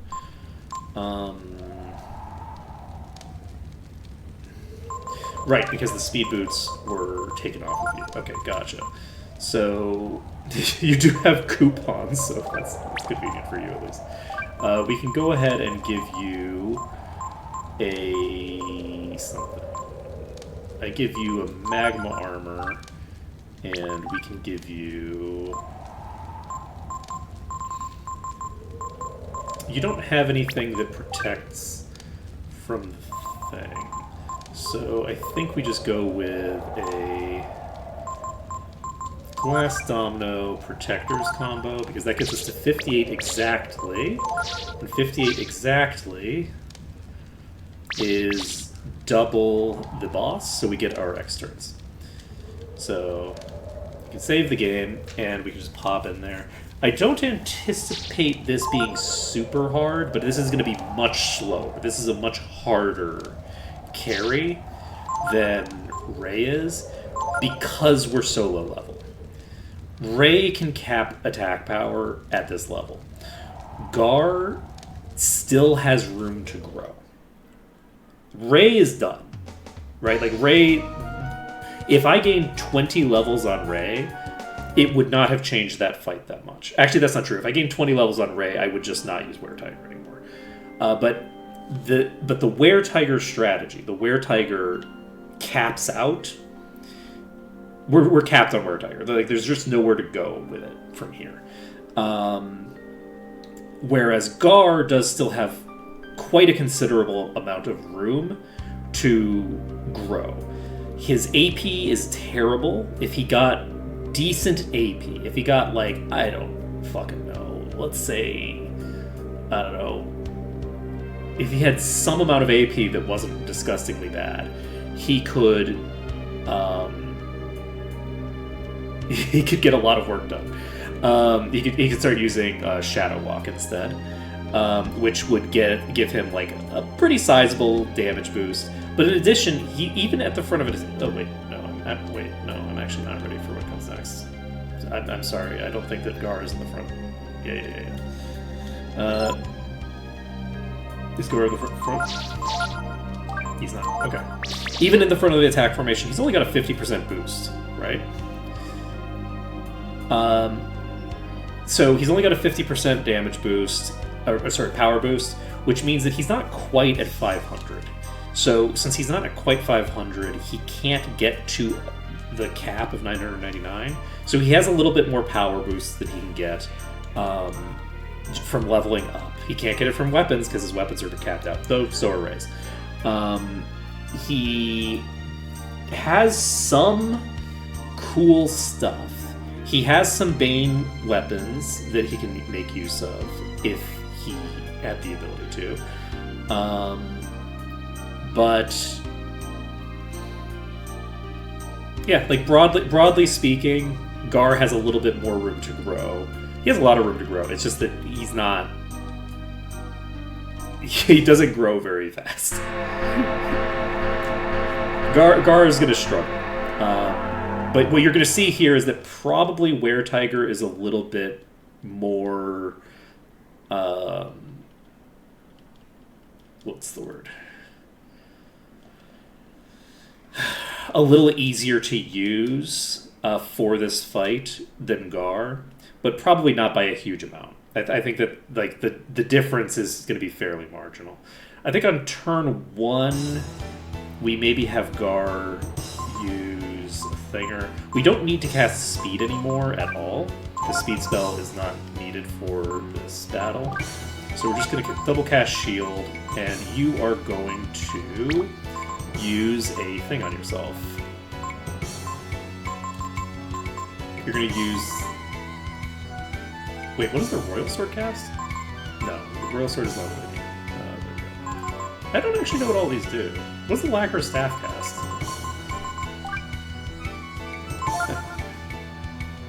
Okay, we're going to cast Might.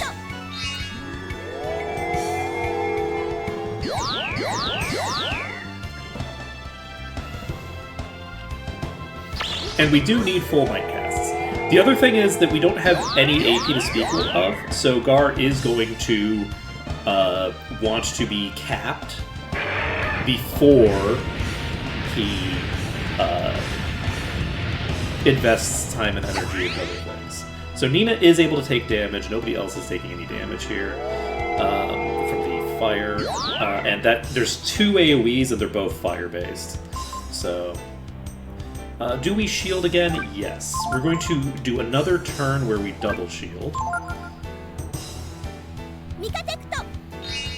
This is not necessarily optimal, because I should probably try to get the Might casts as quickly as possible. Because I can only do 1 Might cast per turn on this part. Because I didn't bring Momo, I brought Nina. I should have brought Momo, because Momo would cast Might naturally. Gar is going to degen, unfortunately, which is fine. And I think we're done with these. We can cast a barrier on Nina, just for shits and giggles. And you are going to cast Might on yourself. So...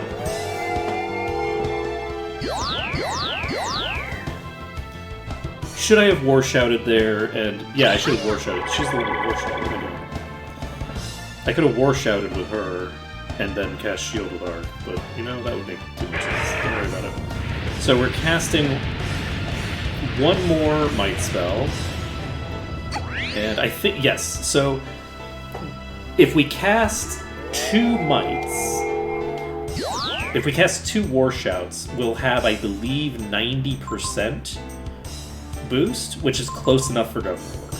We're going to cast 3 of them eventually, but we don't need to cast them yet. Let's see here. We can cast Rejuvenate on Nina.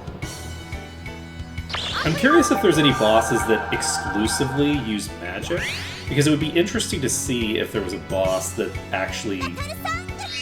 that Last Resort was actually good for. Because even if you're in the back row, Last Resort is a very dangerous prospect. Defense is very important in this game. You take so much damage. This boss could comfortably one-shot basically anybody if they were... oh, I can actually use Holy Avengers, I think. So that we do that, and then we double blow. You know, do I want to double focus into double blow? It would take so many turns. We're not going to do it. We have the AP to use double blow. It's fine. Double blow is cheap. So, Gar is now going to be approaching the damage cap. And Gar should actually be out-damaging at this point the Were-Tiger damage. Because he has that 1.6 times modifier. He's not quite capped out. And the double blow, I think, is dealing with 2 instances of the defense. So... tough to say. Did I actually cast all the War Shots that I need? I'm gonna cast 1 more War Shot.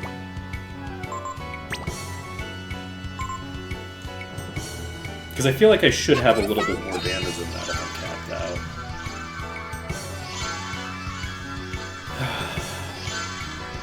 But maybe I'm wrong.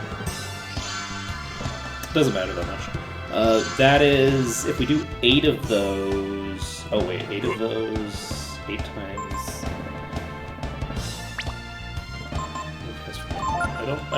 I'm pretty sure that I did this correctly. You can take a nap right now. You're not going to take a nap. I might have to heal you. Or not you, but somebody else. I might need to use some focuses to be able to get through this without running out of AP. But I don't think so. I think we're fine. So we're only hitting for 800. You'll note that Gar is also not doing anywhere near as much damage as Momo, and Momo had X turns. Gar is hitting about as hard as Ray was hitting in Were-Tiger, but he doesn't have X turns. Now, could he have X turns if he had, like, a couple more levels? Yes, he just needs a couple of levels to be able to get X turns. And yes, we were capped. Just that we got a low roll that concerned me. And let's see here. We will cast Vitalize because multiple people are slightly limited. And yeah, we can do enough damage with this. I think. I'm pretty sure we can do enough damage with this that the boss will run out of HP around the same time as Gar runs out of AP. Well, actually, reprisals could add up to a considerable chunk of damage. And Gar has a very high reprisal rate. He's no Peiko, but he's not Peiko. You know what I'm saying? Speaking of Peiko, we are going to be fighting this boss with Peiko as well. Just to, like, give an idea of what Peiko can do at level 19. Peiko really does struggle being this low level. Like, Peiko's real low level for this point in the game. And so there you go. That's the fight with Gar. We actually had plenty of AP left. We had plenty of AP left at the end of that fight. So, let's go ahead and restart. And we can go into the battle. We've now done it with everybody but Peiko now, right? Yeah. So let's do the fight with Peiko. And don't worry, there aren't that many bosses left, so I'm probably not going to be doing every boss this way, but I do want to do these two bosses because the two bosses, the Ammonite and this one, are kind of like, once you've got everyone together and you've got all of the things and you've got access to all the masters, they're kind of like the first bosses that you get access to. And after these two bosses, there's really very few bosses for a long time. There's one boss that's kind of like weird that we have that's not that far in the future. Kind of an unusual boss. That will be fine, I think. But I wouldn't want to, like, test that. Like, that is a boss that I'm not going to be killing with. I'm not going to be killing that boss 6 times. That boss is a boss I'm fighting once. Okay, we're not doing that boss a bunch of times. Not on this playthrough.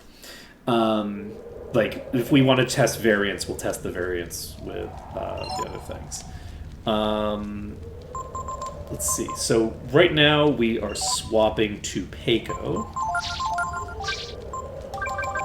So we unequip everything here. We swap Peiko in. And we're not saving after we swap Peiko in because Peiko requires that I change up my skills a little bit, and I don't want to just waste the skill ink for it.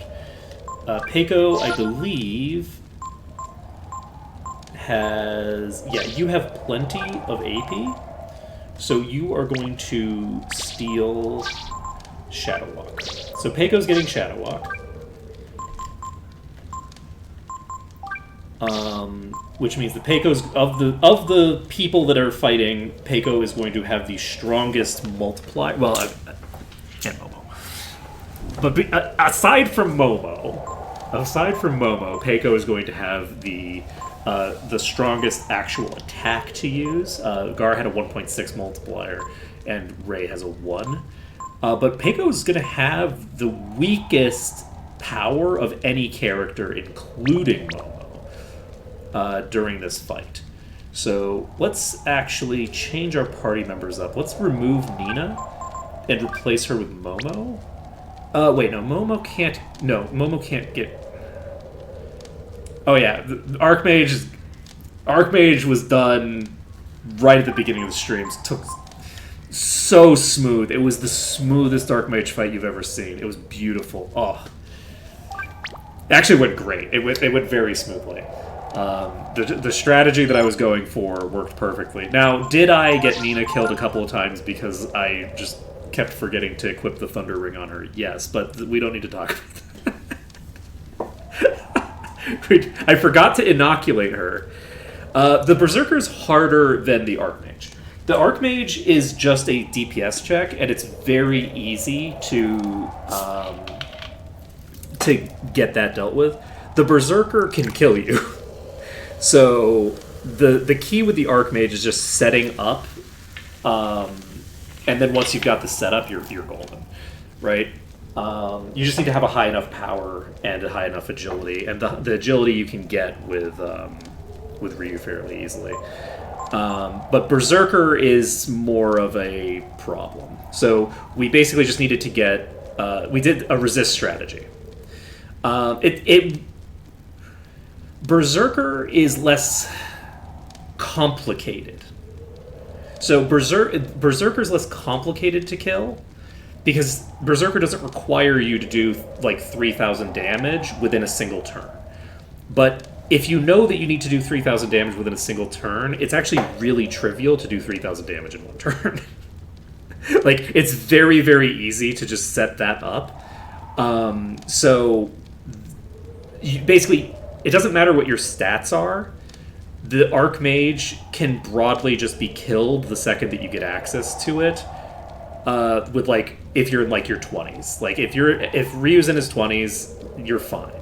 I had an excess maybe like 1,300 damage available to me, I think.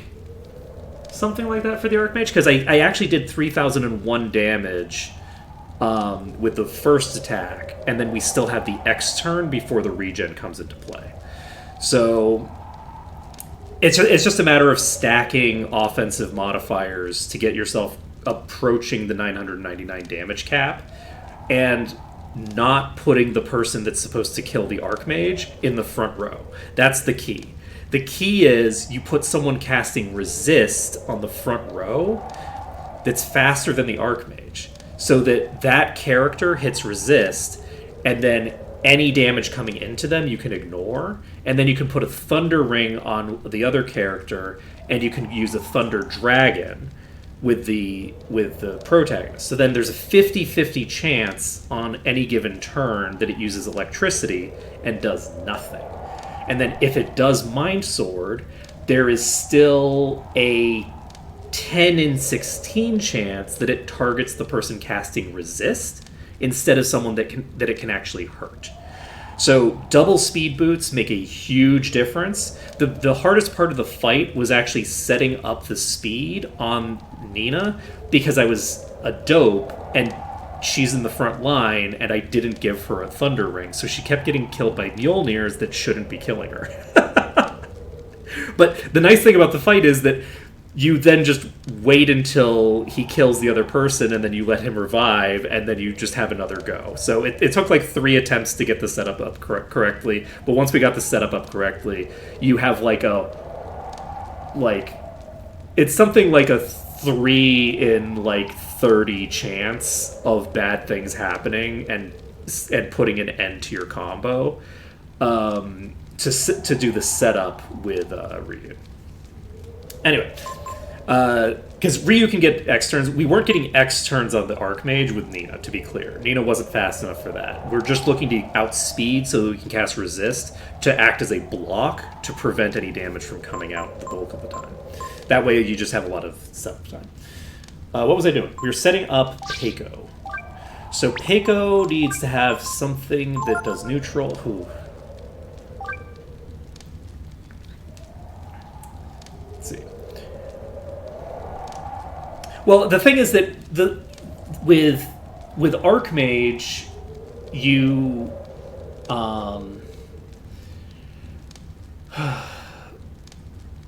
with the Archmage, you have a tricky setup unless you're strong enough that you can just walk over the Archmage, right? Which, like, it's fairly easy to be able to survive the Mjolnirs.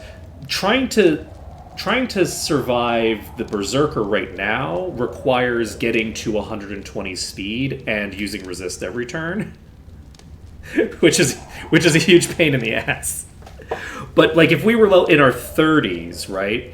In our 30s, we require a lot less setup with the Archmage, and if we were in our with everybody, if everyone's in their 30s, the Archmage doesn't require nearly as much setup.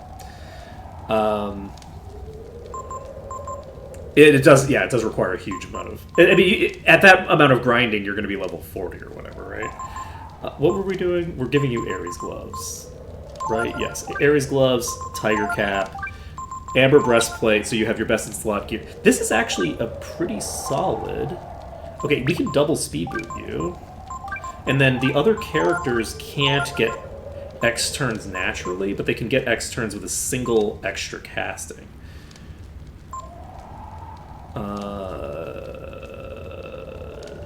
No. No, they can't. This actually weighs 5. Pointed Stick. Okay, we pointed stick here. We have the Robe of the Wind as the thing that we're casting. So I think this is fine. Now this is going to be way slower, I think. I don't know if we can actually kill this with just Shadow Walk, so we might actually run out of AP here. But it should be fine.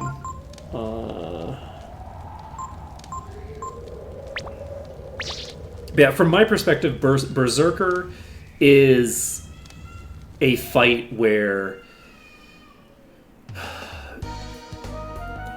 it's actually legitimately difficult to keep all of your characters alive at the end of the fight.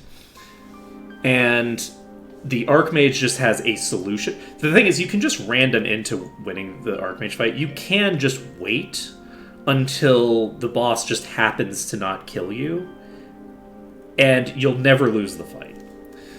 With the Berserker will just fucking kill you. If you are set up incorrectly, like, the Berserker will just absolutely obliterate you.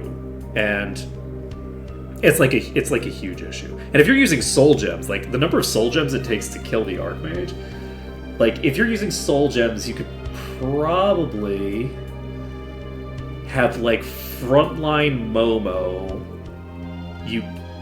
or something like that. Like you put Momo on the front line, you put the protagonist on the back line. You might not even need to do a focus turn. Like Momo's so good.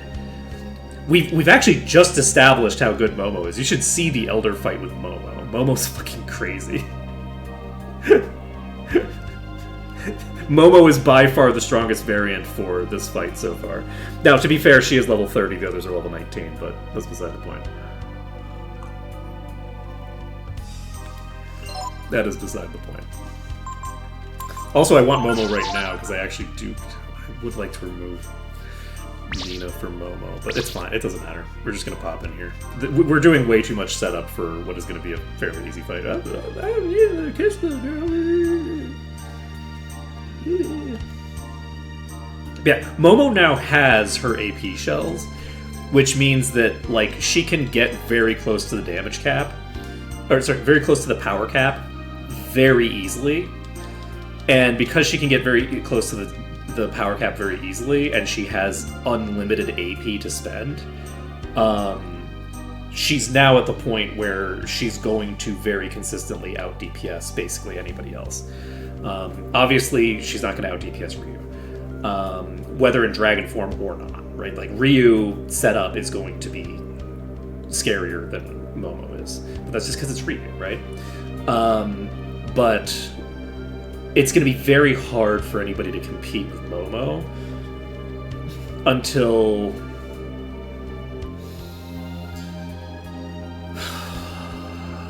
everybody starts normalizing out. Like at level 30, Momo is close enough to the damage cap that like she's like the big thing is going to be like agility thresholds and things like that. Is like the big consideration.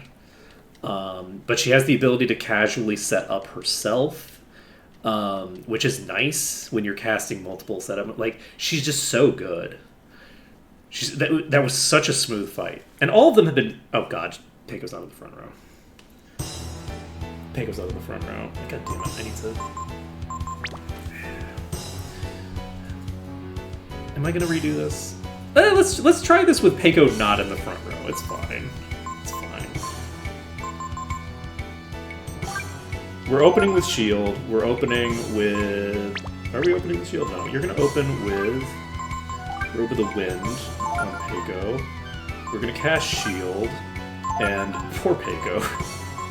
Is Peiko getting the worst end of the stick? No, I'm going to reset. I'll reset. Don't worry. It's fine. We'll just... Unfortunately, I didn't save, so I do need to do a little bit more setup, but it's fine. Don't worry about it. Mistakes were made. Mistakes were made. But yeah, so now we are at the point where I think that for most... on my previous playthroughs, I don't think I left Momo at level 10. I don't think that I gave her days for level 11. So she was basically doing Ryu's job for most of the game. Because she's just so much stronger than everybody else if she's of similar level to them. She's so good. God, I love Momo. But yeah, we're now at the point where we're really like going to be pretty out of control. Ray's like capped out until he has like, how much AP does he have? Does he have enough AP that I could realistically start shadow walking? But he doesn't have that attack power. Even with his ultimate weapon, he has less attack power than Momo. Like, Momo isn't equipped with her best weapon. Like, Ray has a weapon that he got off of the Archmage, and he has, like, 30 less power than Momo. Admittedly, he's 10 levels below her. Admittedly, but, like... They'd still be just comparable, I think. Would they be? I think Momo actually has way higher. Maybe it's not. Let's take a look. What is Ray's power? Momo's power. What is that? I'm gonna check. He's got to be stronger than her. If I'm giving him like Ladon and shit, you don't have your weapon equipped. You have that sword equipped. So let's give you the Holy Avenger. Wait, with the Holy Avenger, yeah, you've got 180. With 180 versus in 10 levels, are you gonna make up that big a difference?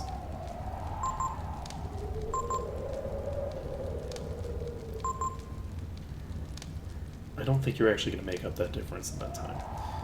But you will have enough AP that you can... I think that the two of them as carries will be fairly comparable if they're both level 29. I think they'll both be able to shadow walk a boss to death, but I could actually be wrong on that. He might not be able to shadow walk a boss to death. I'm not actually positive on that. You know, there's a thing that says ally there. Can I change my allies on the world map without needing to go through a book? Can I just do that on the menu if I'm on the world map? I'm gonna have to... I'm gonna check this, actually. I'm gonna check this right now. If I have not been doing party changes the fast way this entire time... Like, I've been playing this game for how many years? Oh my god, I can change my allies right here.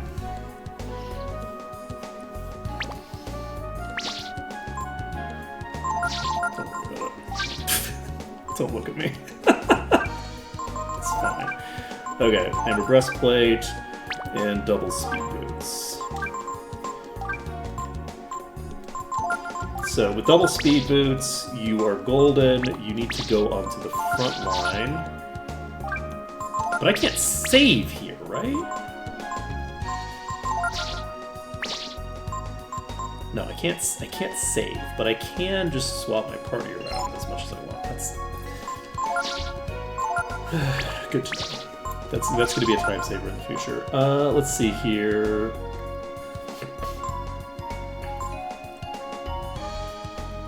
I think you're set up. No, you're not set up. I need to go to camp. I need to camp because I need to give Peiko the Shadow Walk skill. Okay. So we take Shadow Walk off of you. That's not Shadow Walk. We give it to Peiko. There we go. And Peiko should be able to tank this fairly comfortably, though Peiko is very vulnerable to the Mjolnirs. Peiko does not have any way of resisting the Mjolnirs, other than just like eating them with his massive HP pool. Peiko is going to be taking a lot of damage. And fire! Wait. And fire. Wait a second. Is Peiko going to be okay with this? Am I better off giving Peiko both of the rings?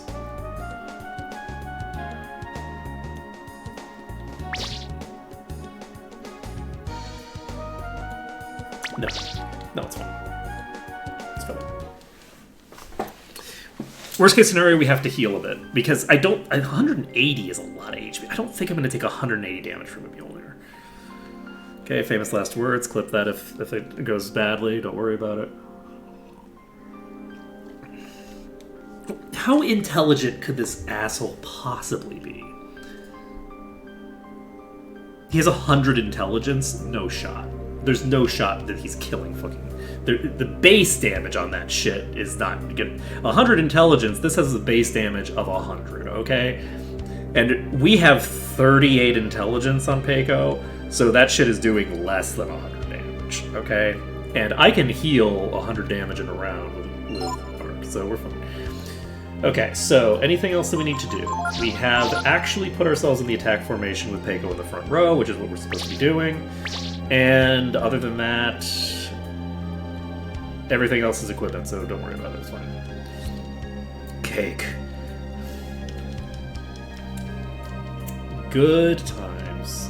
I'm always prepared, don't worry about it. I do appreciate that he's like, oh, well, you have no, you know...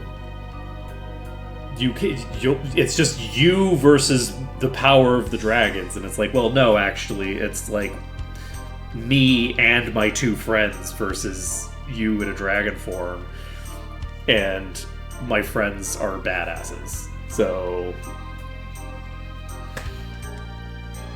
I'm gonna enjoy doing the canon ending where we kill him with Nina. I'm ready to give you that power now. Yes, yes. Welcome, blood of my blood. You must take the power from me, but this will be the last stream where we are continuously resetting the game over and over and over again to do bosses differently. I'll figure out, like, maybe when I get into the final dungeon, I'll maybe use a different character for each boss. Like, that might be fun. Something along those lines. But maybe not. I might end up at that point just being like, everybody's pretty strong. We've seen how they can be utilized in combat. They're now a little bit better at what they were doing before. Do we use turn 1 to double shield? I think Peiko's fine. We use 1 shield because we don't have anything better to do on you. And you can do what? You literally don't have any abilities yet. You have Dream and Venom Breath, and you have Shadow Walk, but you don't want to invest the energy into that. Do I just guard with Peiko on turn 1? Now, I'll have Peiko attack, and we'll see how much... Do you have the ability to reprise him? No, he can't. Boss, this boss can't reprise this. Oh, shit. Now, if we brought Momo, we could have actually double sped on that turn. So how are we doing? We're missing, which we can do on Peiko. Okay. A slap comes out, does nothing.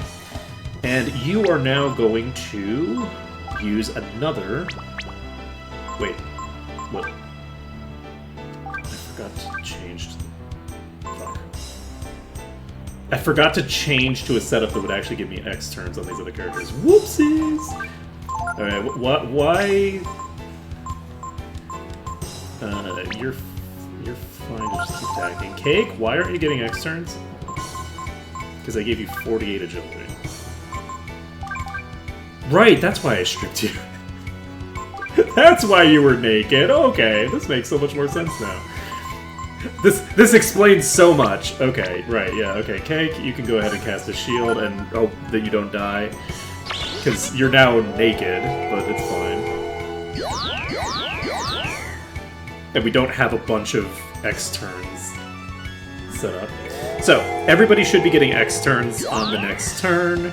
We'll start casting War Shout and getting set up properly. Oh, right, Peiko could just be... That's very funny that we missed twice in a row. I should have just been setting up mites on Peiko, because that would have been smart. Okay, Peiko, you know what? You can mite yourself. What is this cast?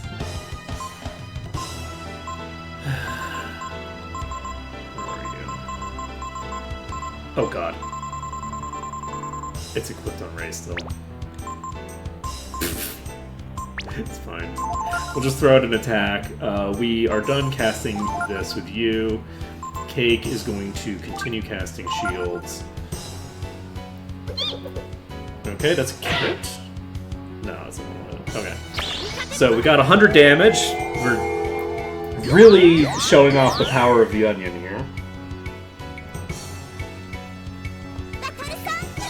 But Peiko is level 19, and Peiko is Peiko, and relies heavily on stat raises from level ups to be able to function. So that is a thing to bear in mind, is that Peiko is the character who, of all the characters involved in the shenanigans that we're pulling right now, suffers the most from the way that we've been playing this. Peiko will get a huge amount of additional power as we start approaching level 30. And once Peiko's level 30, like, Peiko's just going to be a god of destruction. But yeah, for right now, Peiko's in a fairly weak place. Peiko right now, I think, is in a similar position to where Momo was in with her weaker weapon in the other place, where it's like, you know, Peiko can technically kind of carry here, but, like, what is the point? We're not going to start using the Thingers, and Peiko is in a weaker position than the others because I don't have Might being cast. Peiko could be fully set up by now, and isn't. The reason Peiko isn't fully set up is just because I made a mistake. I think we need, like, 3 more War Shouts? Something like that?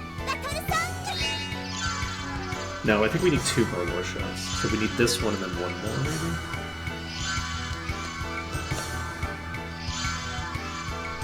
But yeah, Peiko is not high damage. Peiko does not have the DPS output that I would like Peiko to have. We are going to just do another attack. We are going to War Shout. And we, I think, are done with this. Let's cast Barrier on Peiko. Because, Mjolnir is so fun. It's so funny. We've missed so many times. Peiko doesn't even have that high a miss rate, right? No, is Peiko like 85% or something? Peiko needs Shadow Lock. You can clearly see that you don't want to use like Aura on Peiko. You want to use Shadow Lock.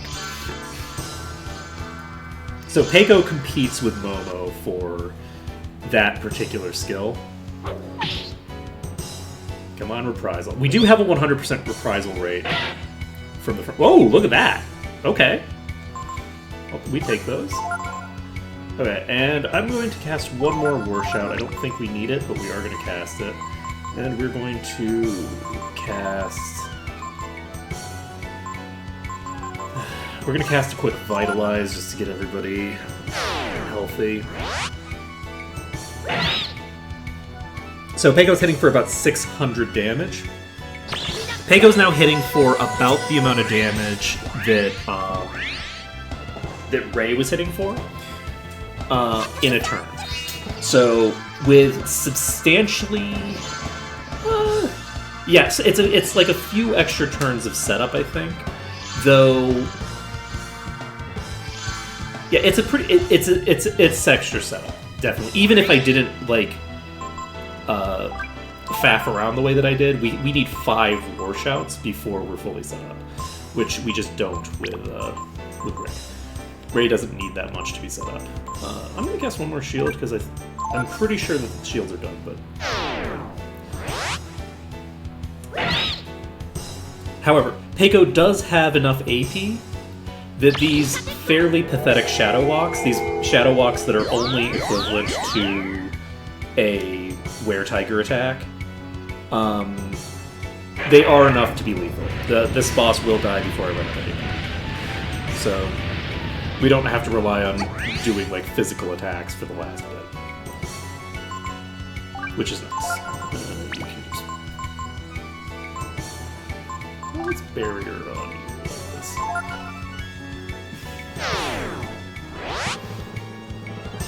And then we need to cast whatever it is.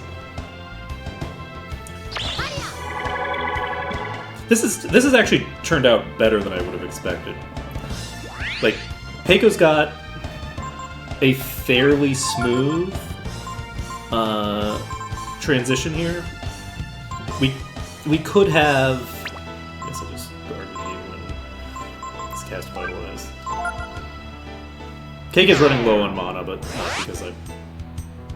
not because of mana use that I actually have to be doing. I'm just wasting Vitalizes. I could probably just cast like a normal heal on Nina, or just not do anything with Nina.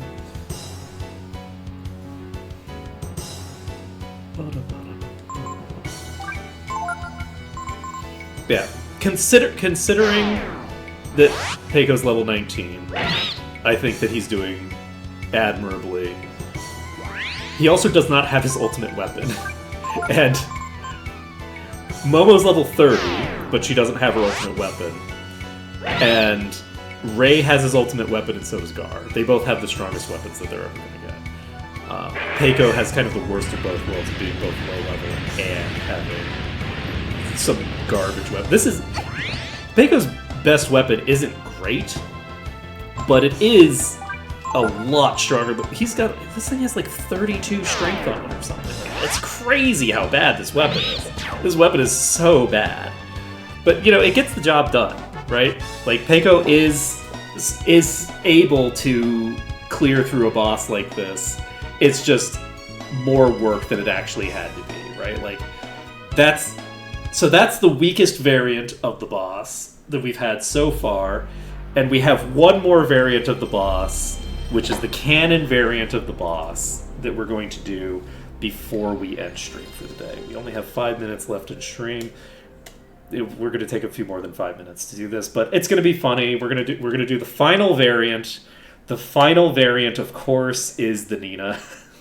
We're going to have Nina beat up the boss. Let's see. How many elders have to die? We have the Momo Elder. We have, Momo, Gar, Ray, Peiko, and then Nina. We're not killing the Elder with Ryu. So, 5. 5. But this is the last boss that we're doing this for. We're not going to be doing this for every other boss. This is the last boss that gets to die once to every party member. And the reason that we're not killing the Elder with Ryu is because we just killed the Archmage with Ryu. We don't need to kill... we don't need to kill the Elder with Ryu. Now, one could argue that we just killed the Berserker with Nina, so why would we need to kill the Elder with Nina? And the answer to that question is don't worry about it. Don't even worry about it. But yeah, we did do a Nina solo of the Berserker. That was the first Berserker kill. That's why Nina's so high levels, because she got the solo EXP for the Archmage and the Berserker. She didn't actually solo the Archmage, she had to use Monopolize to get that XP, but she got like 78,000 EXP for those two fights. And then Cake went from 29 to 33 from killing the Berserker once. Stealing, just blatantly stealing the strats that were shown off quite dramatically by Nina. So wait, we need to equip them. We have to do a whole equipment setup with blah blah blah blah blah. But this is the final time that we have to do this. We can now just set up our party for realsies. We are going to be making a change that we're going to need to revert after the fight, but we're not reloading. This is the canon version of the fight. This is us fighting the fight for real. We're ending it here. This is the fight. So, do we equip? We could make ourselves immune to thunder natively. I don't think we need to. I think we just equip the fire thing, because with the Ring of Fire equipped and the speed boots equipped, she has do we even equip the Ring of Fire? You know what, we don't. I'm not even going to equip this because I want the strength. I want her to have a higher power value, you know? So we're getting her a little bit more power. You can... We need to steal it. We need to steal the fight thing back. We actually don't, now that I think about it. We don't. Because we're going to have Momo in the fight, so we're going to be spoiled for choice here. So, Momo, if she had double speed boots, she could get double turns natively. You don't need this, you need this. So that's another 5 power. So you can't get power out of Chester, can you? You cannot. So you have 164 power. She's got more power than Peiko, which makes sense. She's level 39. And she also has a way better weapon. She has 80 power from her weapon, and poor Peiko has like 32. It's sad. It's sad, but right now Nina's in a very strong position compared to our poor friend. Okay, you're getting the Ring of Fire. You'll get the UV glasses. You'll get one of the Ares gloves. Yeah, let's give the Ares gloves to you. And then you have enough agility, and you do as well. So is it worth it to bother casting speed on Momo during this fight? Probably not, because we'll need 2 speed castings. And by that point, we're just wasting time at that point. So, we now need to steal Shadow Walk from Momo.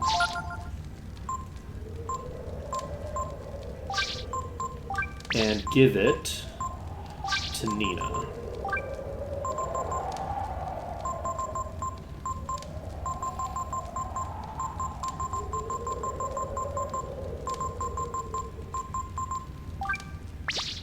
Now, do I feel cocky enough that I move Warshout off of Nina and just don't cast Shield on the first couple turns? No. I don't feel that cocky. There's limits to my cockiness. So we are going to be casting Warshout and Strength on turn 1 and 2. We'll just cast Strength on turn 3. Let's see. 2, 3, 4. Yeah. So we're gonna start Shadow Walking starting on on turn 3, I think. Yeah, we'll start Shadow Walking starting on the beginning of turn 3. So everybody's set up. I think we're in good position here.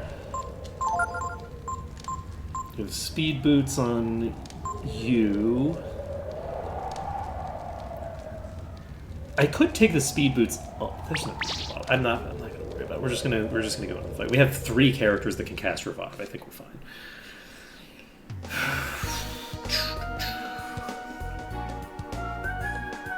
There's very few things that can go wrong here.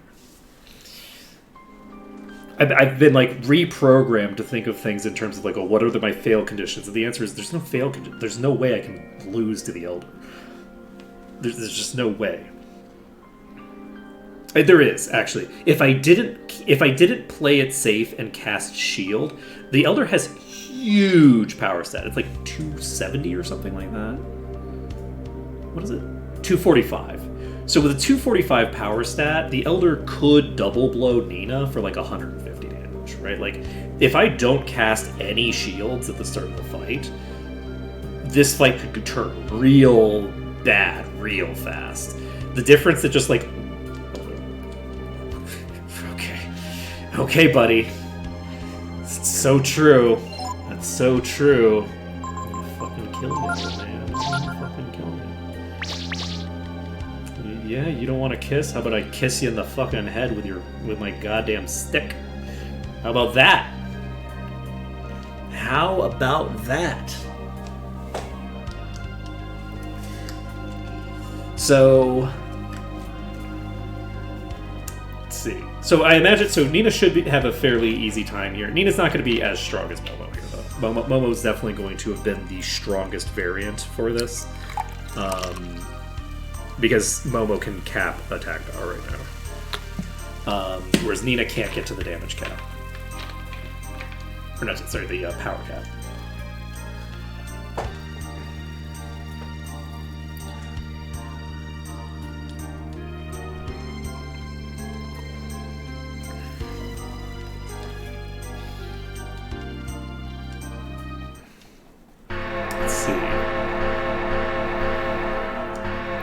So I think that for next stream,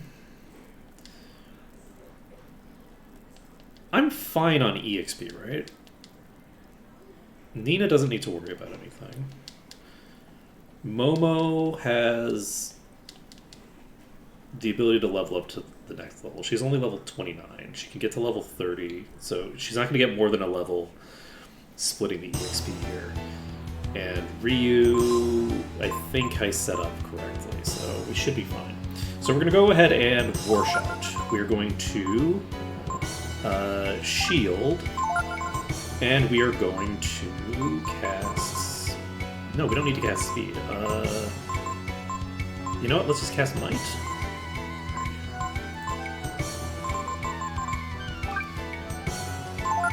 So we're double mighting. We are casting a single shield. So this is the greediest that we've been, I think. Nina is the tankiest party member of the party members that have been doing the carries so far. Obviously, Cupcake is more durable. Now, Cupcake wasn't necessarily more durable until we killed that Berserker. But Cupcake killing that Berserker gave 44 max HP and 27 defense. That was a pretty big... That was a pretty big deal for Cupcake's durability right there. And not to be forgotten, 2 intelligence. Okay, we War Shout, we Shield, and this gives us 3 castings, almost, with a little bit extra. 3 and a little bit. So...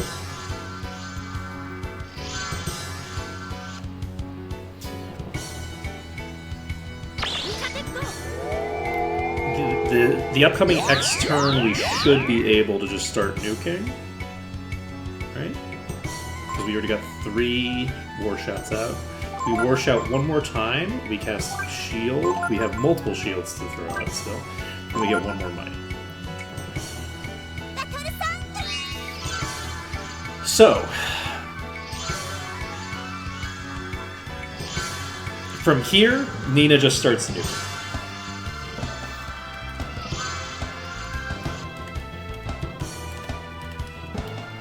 Makes such a huge difference to outspeed the opponent and be able to cast Shield. If you can cast Shield before the opponent can attack you on the first turn, it's such a huge difference.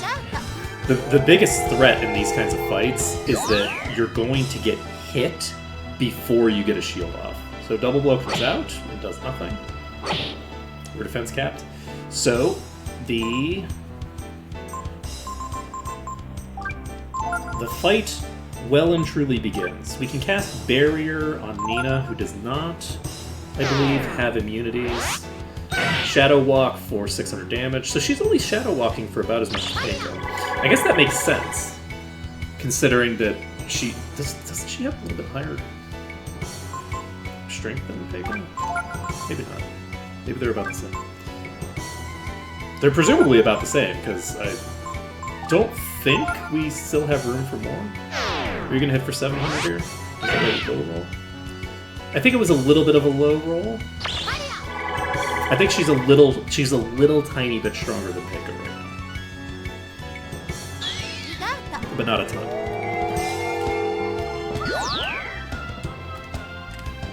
So the Nina variant is actually, strangely enough, the most similar to the Peiko variant. The Nina variant on this fight is very similar to the Facebook charm.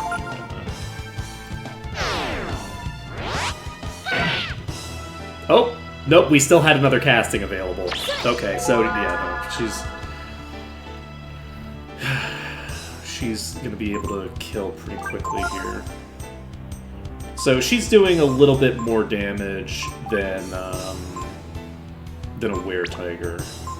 If she's able to hit for that much damage, then she's a bit ahead of Were-Tiger. I don't think that we're gonna be able to get more might out of this, but. Okay, I might have just gotten a couple low rolls there. We're definitely not going to continue stacking damage at this point, so we're done casting lights. Now, I could have used Last Resort, actually, and gotten myself killed. That would have been kind of funny.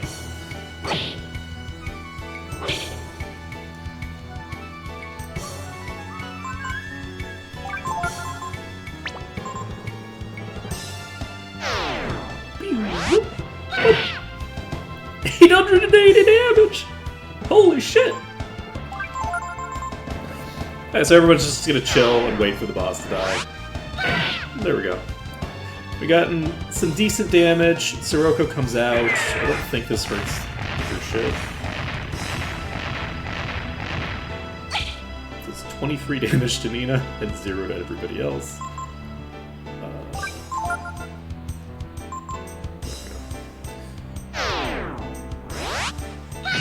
So, mission successful.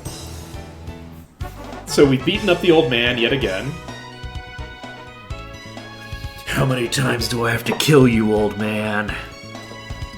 That's again a line that I don't even remember where that's from. I don't even remember where that's from. It's from somewhere. There's something where some guy says, how many times do I have to kill you, old man? And I don't know what it is. But we got 3 agility, we gained 2 power. Holy shit, Nina's gonna be so strong in the future.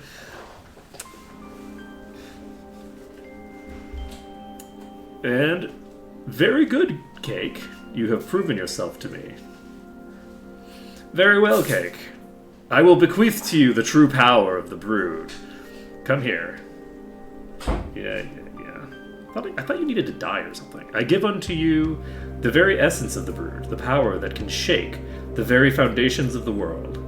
The power of infinity. With this power, the world is in your hands. Listen to me, Cake. This is the power which the goddess rightly fears.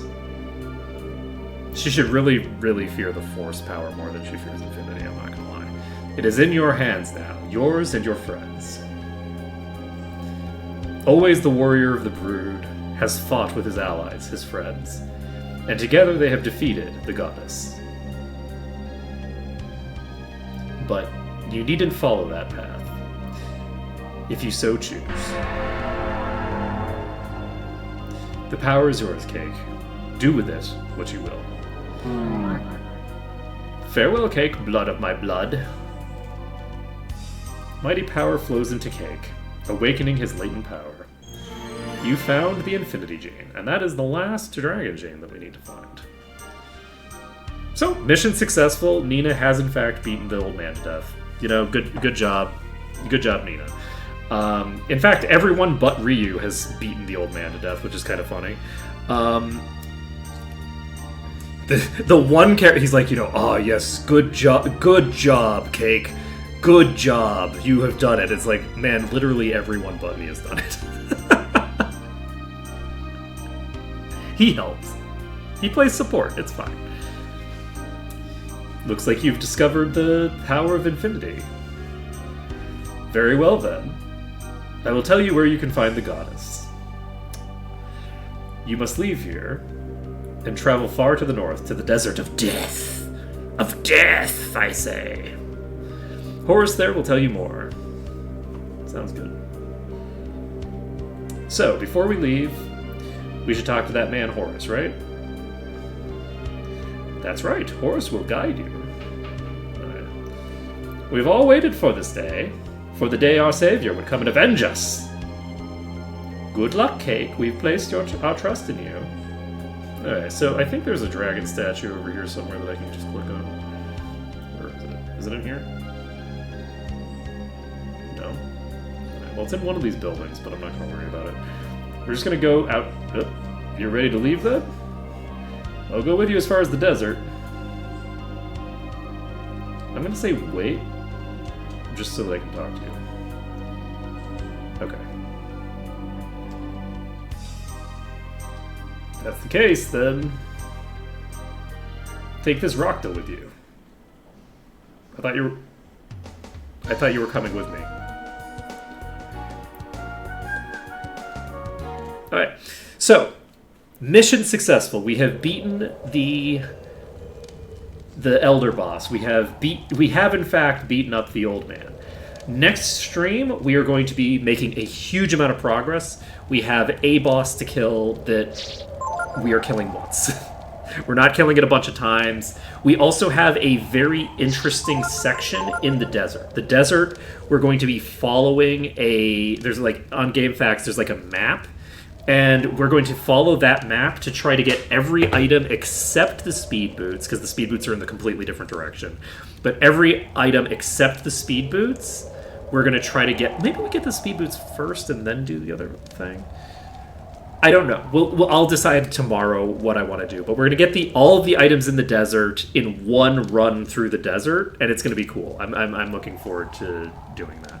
But that's going to be it for today, so thank you for watching. It's been an absolute pleasure, and I hope that you all have been enjoying seeing like the different like styles of how you utilize all these different characters to sort of like be able to take out like harder enemies in the, you know, like I think that it's interesting to experiment with all of the different characters rather than just have one party. Later, folks.